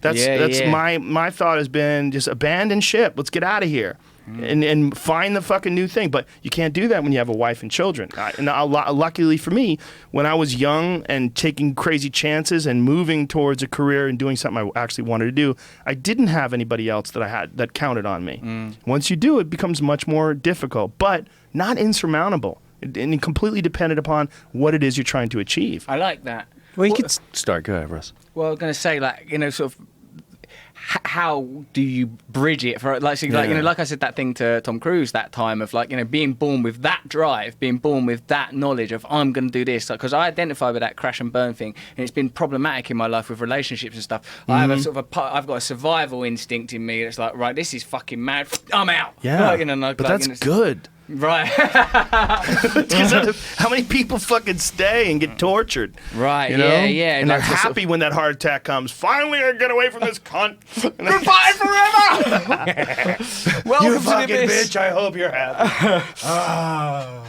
But, like, see, my thing is that I would like more people in the world to have, like, it would be, like, you know, Jesus, like, for more people to have that opportunity. Like, it makes me sad that people will be listening to this thinking, I fucking want that. I want to make my fucking art and craft knives. I want to do like that. If you've not got a place for that in your life, then you, like you were saying, then you are in prison. You're fucking fucked anyway. And, like, you know, and there are certain systemic changes that could be brought about that would mean that more people would have that opportunity. That's the other thing that makes me sad. What systemic changes? What I mean is that if we didn't have a culture that was entirely dominated by one economic idea, that more people would be able to sit around making art and crafts. I mean, like, think of the things that keep coming up again and again in this conversation. People should live in small tribes. I mean, right, so why the fuck are we not trying to do that shit now? Why are we not going, like, you know, why are we not going, right, let's try, like, I mean, another word for tribe is Soviet, and people did have a go at that. It went terribly, terribly wrong. But what I'm saying is, like these kind of ideas, I mean, look now. I mean, like, I wonder if that's the template. What's the next level of this? It's like, right, well, let's try and work on that then. Let's try and bring some of these ideals like you have as an individual.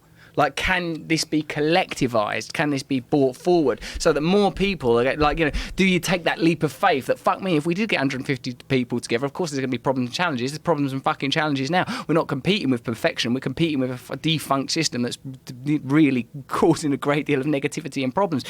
What would happen if people did start to try and create alternatives? I tell you what would happen. You'd be killed.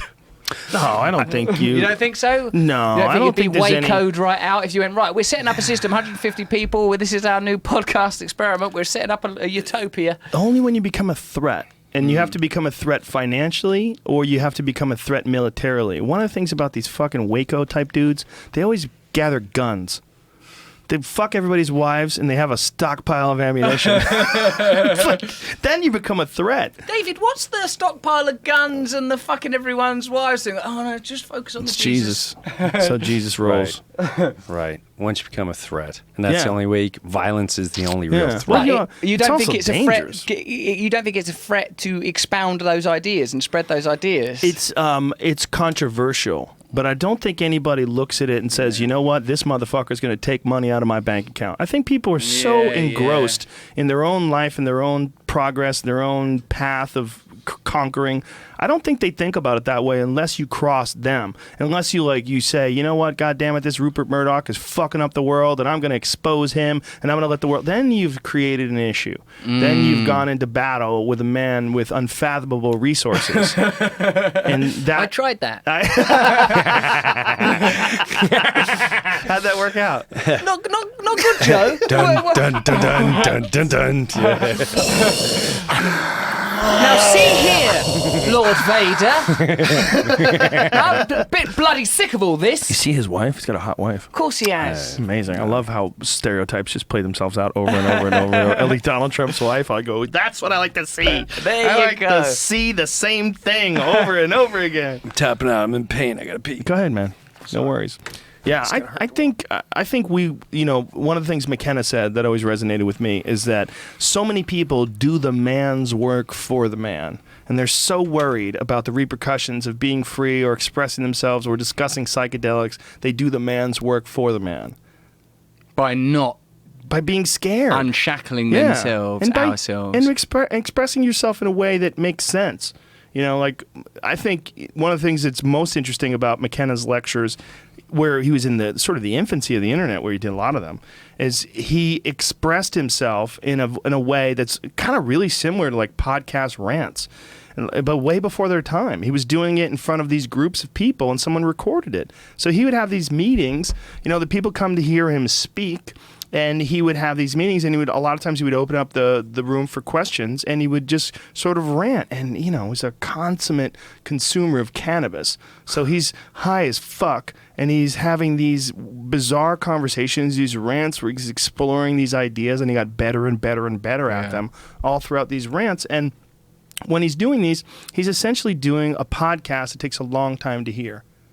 He was. Do you think of him as a sort of a modern secular prophet? Because, like, you know, if you've been into the comedy of Bill Hicks and then you listen to Terence McKenna, you can see like, oh fuck, yeah, that he's clearly influenced Hicks. Oh yeah. Well, he would. The way I found out about McKenna was through a Hicks bit, because Hicks had this bit about what he said what Terence McKenna would describe as a heroic dose of mushrooms. So I was like, who the fuck is Terence McKenna? And this was, you know, the 90s when I heard this. So I'd seen Hicks live a couple times, 3 or 4 times, I guess, in Boston.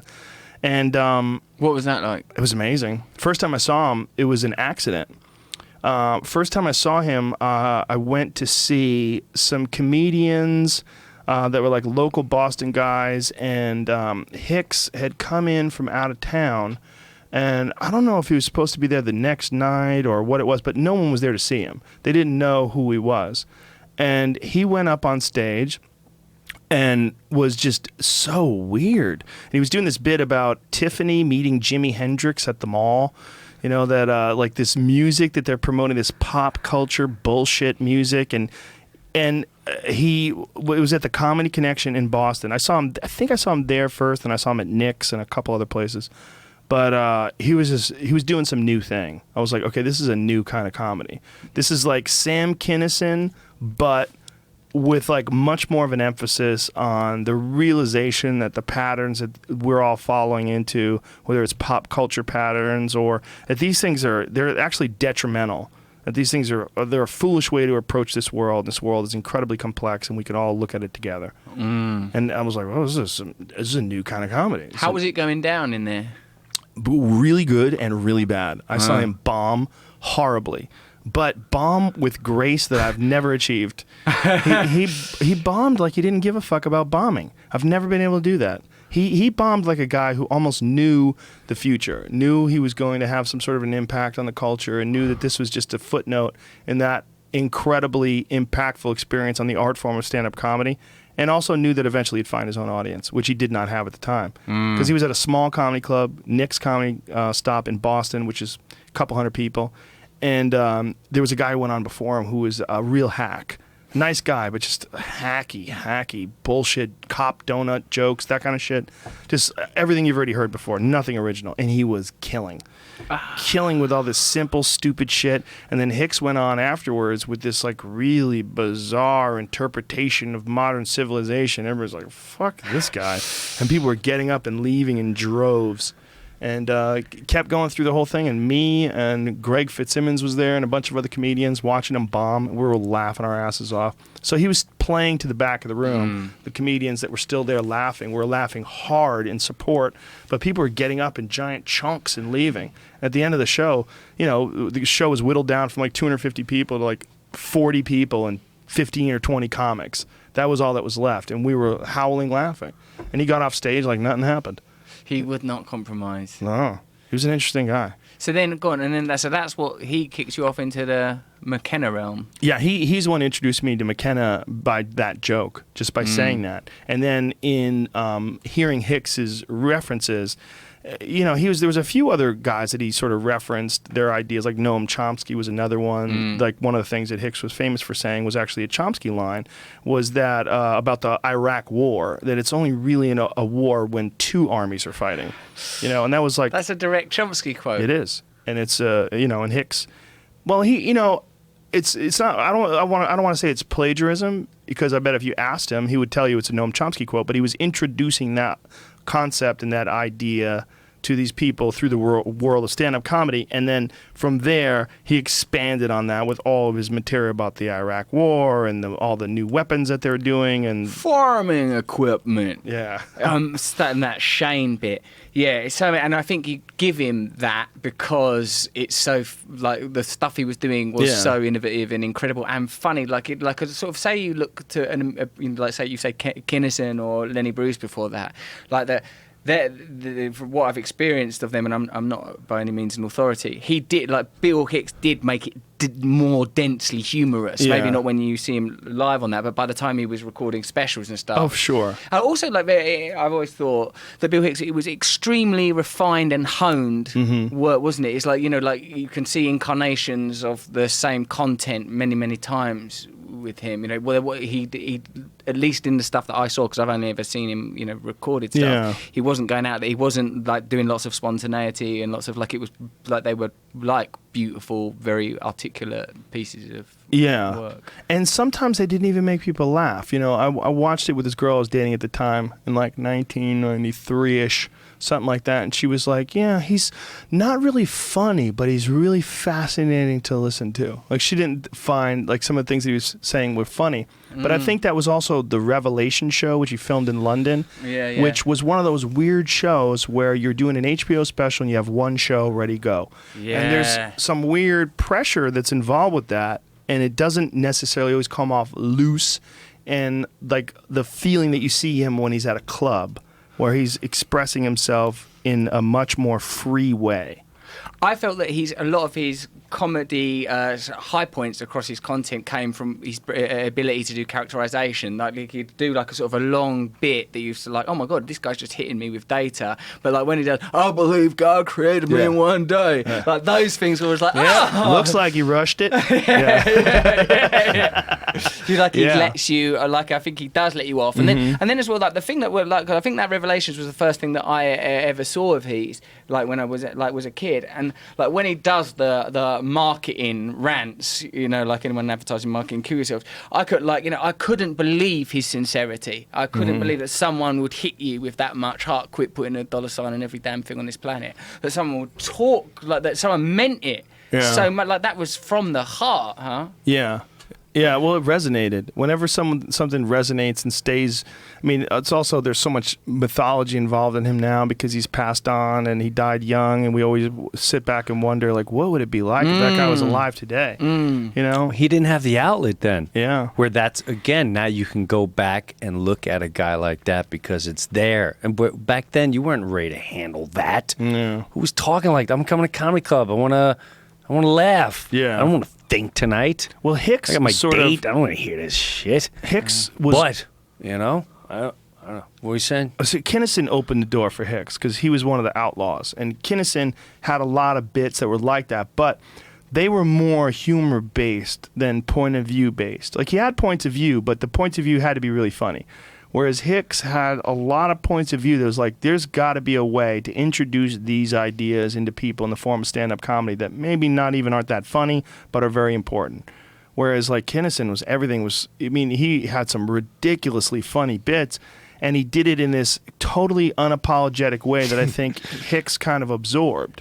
And when I first saw Hicks, is one of the things, he had a lot of Kinnison in him. Like, we all have influences.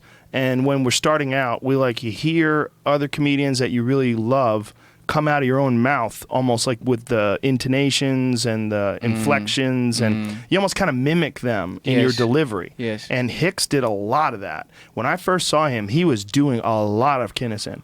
And it was interesting. It was like, this guy's clearly influenced. And you don't know whether or not he was influenced by Kinnison or Kinnison was influenced by Hicks, but most likely it's probably a little bit of both, but more Kinnison than anything. Because Kinnison was much more successful earlier on, like several years before Hicks really took off, and was revolutionary. When Kinnison came on the scene, he was completely revolutionary.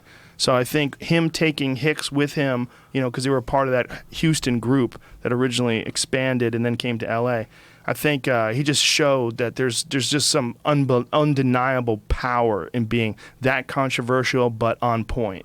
Because it's like stand-up is one of it's like an original American art form, isn't it? It's like it's precedent prior to America, like prior to being in the United States, was not like that art form didn't exist in the same way. Like it's called jesters rather, and musical. It didn't exist in that kind of way. And in a manner, like the podcasting is a very natural medium for a comedian because it grants you that long form. Because I've always thought like that, the more it can be that the more truthful you are and the more articulate become, the more you reduce your audience. When you think of hitting up rooms of 2,500 people or 5,000, arena gigs, like if you want to go wade in there with fucking Noam Chomsky bloody quotes, you better have a dick joke to finish with. Exactly. Yeah, you got to have some way to connect those things with humor, almost like scaffolding in between ideas. Yeah, because you got like that. That's the thing I think about sort of like keeping the ball above a certain level. And like in a way, this medium, you are relieved of that. You are allowed. It's like, fuck, just sort of sit back for a while, listen for ages. The aspect of comedy that I think is so important of authenticity. When you're a start-up comic, people go,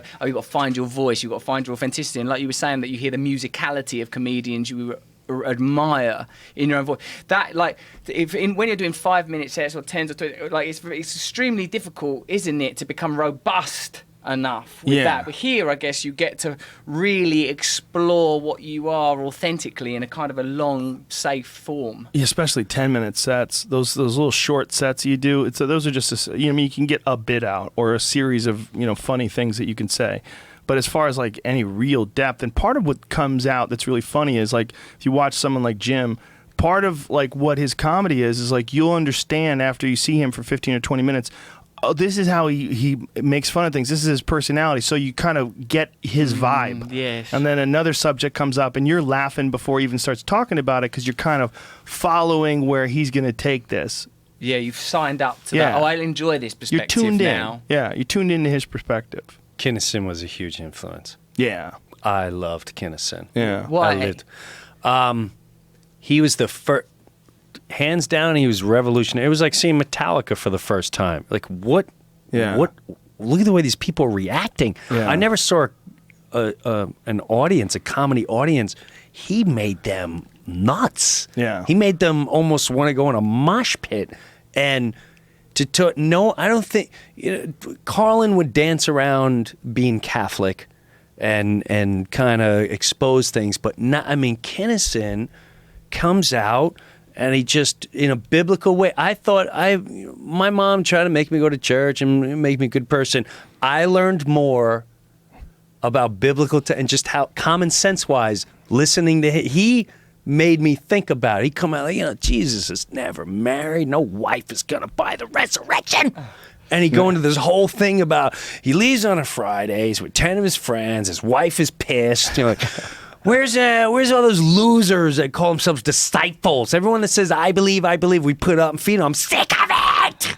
And I sat there and went, holy, dude, the common sense of this is, why doesn't anyone talk about the common sense of this? He just put it balls out there.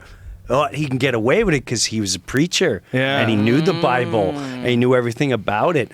And he would sit there and he comes home on Monday. He looks like shit. There's dirt all over his face. And he sees his cross out on the lawn. And she's like, where you been, Mr. Savior? I said, well, I don't know nothing, but I was dead. I'm fighting death, decomposure. I'm in the spiritual world and I got to get back because she don't know where I've been. And then he went this whole thing about, they doctored this whole Last Supper. Like, Jesus, me, am I gonna betray you? And he'd say, "Oh, suck my dick. You know who the fuck you are. You already fuck." Oh, we can't write that. We'll say, "Drink of this blood." But just the common, he dumbed it down to and made me really think about that one. This is. It's also like we said about Metallica, the force of his delivery was unprecedented. I mean, no one had yelled out punchlines before the way he did it. You married? Yeah, you were? You married? How long are you married? 2 years? Good. Remember this face. Ah! No one came at you like that, but it was more than shtick. It was freaking hilarious. Yeah. And it made a lot of sense whatever he talked about the devil. Yeah. Devil coming down and teaching you. It's just, dude, it was sick. I remember him talking about, well, you said becoming famous. Because you know how fucking hard it is? You finish your show, you're trying to stay married, chick comes up, "I want to strike your dick. No one will ever know. I'm gonna fucking 2 fingers in your ass, and me and my friends will fucking fuck you till you can't even fucking breathe. And then you go home to your wife, no one will ever know." Like, you know what? I've married, she's on her period, and we're in the middle of a really difficult time, but thank you. Thanks for the offer. Get the fuck out of here. Yeah, he was a real wild man. He was like, he introduced rock and roll sensibilities to comedy. Right. That's what I was attracted to. Yeah. That whole rock, crazy, loud energy. Well, he was also so different than everything else at the time, which was like the roll your sleeves up. Did you ever notice? How come when you get a cup of coffee, there was like this sort of observational comedy boom back then, and he came along with this roaring monster. His first bit ever on TV ever, I think, was the African bit, which was huge here. Yeah. Like, please help these poor children. Help these poor children. And he comes out and he's going, I'm sick and tired of seeing these commercials. And they try to make you feel guilty. You're sitting there watching. How can you sit there in your air-conditioned room and heat and your cupboard full of food? What kind of sick fuck are you? You can give him $1. And then he goes into the whole thing. Don't send them another thing. They live in a fucking desert. Don't send him money. Send him someone like me. Someone's going to go there. I've come here. We came here 500 miles, and we realized we wouldn't have to travel this far if you people live where the food is. Come here. You live in a desert! Come here. Taste it. It's sand. You know what's going to be 100 years from now? Fucking sand. We got deserts in America, too. We just don't live in them, asshole. 2 trips, get the trucks, get you the fuck out of the desert! And that was one of the best examples. Like, people always like, there's a fucking trend now. Good comedy should always punch up. Comedy should always punch up. Bullshit. Nonsense. Comedy should be comedy. It's just like rap music or fucking gangster movies. It's indecipherable. You cannot decide what's funny and what's not funny. And that is one of the best examples of it, that African bit. Oh, huge. Roars. That changed my, it's simple, it's funny, it's a real topic. Yeah. And I actually sat there and thought, why are they living in a fucking desert? Are they retarded? Why can't they move? This is stupid. I don't get this. Why don't you help him? You're right next to him. Yeah. Don't feed him yet. Didn't get the shot. The goddamn light was not ready. The fucking mosquitoes. Let's get the fuck out of here. Fucking mosquitoes. Such a great bit. And again, a great bit if someone did it in 2016. But in the 84, it was revolutionary. Yeah. 85 maybe 85, fucking revolutionary. Yeah, it's releasing you from the sanctimony. There's so much sanctimony that you're weighed down, and you're not able to have an authentic reaction. There's so much of yourself that you're repressing, and it takes him. And you see that, again, to return to that archetypes conversation we had, that the trickster, the role of the trickster, that comes up in Native American myth, is like the coyote or the raven, or they say that even Christ is a trickster in moments in the Bible. Like there's people that go, da-da, that's not reality anymore. That's a trickster function to go, that there's a prescribed way that you're supposed to respond to that African commercial. Well, look, there's this alternative way of responding to it, and to present it comedically. It's so, you freed me from reality. It's like an unchaining. And you know what's interesting about him? Did you ever read his brother's book, Brother Sam? No. His brother wrote a great book about Sam, and one of the things that he said is Sam's emergence of who he is came out of a car accident. He got hit by a truck when he was a little kid, and it changed his personality radically. He had a serious head injury. Wow. He got knocked the fuck out and came back fearless. And that's a common thing: impulsiveness, fearlessness, and rage. These are constant themes that come out of head trauma. So it's interesting. Like, one of the most important figures in the history of stand-up comedy might have literally been birthed because of trauma, like physical brain trauma. That's brilliant. I never heard that. What an intervention. It's a brain-damaged pioneer. Yeah. Were it not for that head injury, this whole scene would never have been They discovered. said he was a different person. Like, before that, he was like quiet and shy and a normal kid, and then bam, he gets hit by a car, fucked up, put in a hospital, the whole deal. Comes out of that, and he doesn't give a fuck. Well, he just tastes death. I don't think that's it. But he's still he still becomes a preacher, though. Right. Yeah. Like, so what the fuck's he doing with that head trauma during the sermons? But that was how he delivered. Oh, yeah, And if you say here, in the name of Jesus. He had this right. explosive sort of dynamic delivery. And I mean, I don't want to attribute all of it to the head trauma, because obviously there was some genius involved in his creativity. You definitely blew my. I'm a little. No. hurt by it. It's not a negative thing. Look, I've dealt with a lot of brain trauma because I know a lot of people that have gotten fucked up from fighting. You know, there's a real thing that happens to people, and you hear about all the time when they do these shows on NFL players who become explosive, and they get crazy and impulsive, and they get very violent, and some of that has to do with repeated trauma to the head. Well, just one event, one car accident, one thing like that can literally change your personality, because there's a very fragile dynamic of synapses and personality, neurochemicals, the brain's actual, like, the flow of chemicals of neurochemistry, and the physical body itself, and the way your personality manifests itself. All those things are directly connected. And an event like what happened to Sam Kinison literally reshaped an art form. What about them people that get head trauma and suddenly can speak perfect French? Have you seen them on the internet? Yeah. What? Yeah, they get knocked over the nut, come back with perfect French. It's a common phenomenon. It can be checked out online anytime. Is that true? I've known they get really good at math. Yeah, but I mean, know they speak French. Does someone have to teach them It's French? almost worth the risk. I don't want to belittle head trauma. I mean, there's definitely a downside, as you've said. You may come back extremely aggressive. Or you might have a headache forever. That's also possible, too. It's a lot easier and quicker. It's much quicker satisfaction than getting them stupid books. I don't have patience for them books. Foreign accent syndrome. An accent. A rare medical condition which patients develop appears to be a foreign accent. Chinese teacher wakes up stroke speaking English. What about that? Like, whoa. How about that? But that's the Daily Mail. They might have just made that up, so we'll click on it right now. Yes, These motherfuckers. I don't know. Because I do know we have to end this, though, unfortunately. It's 4:20. You're joking. How long have I been in here? 4:20. I can't remember the rest of my fucking life. Minutes. I don't think I'm going to adjust to...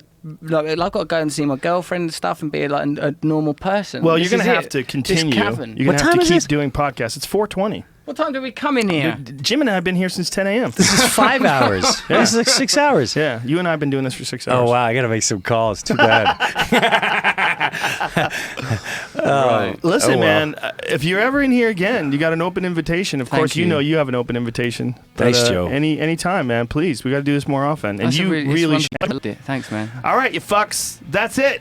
I hope you enjoyed it. Bye-bye. My poor mind. Wow. That was awesome. Brilliant.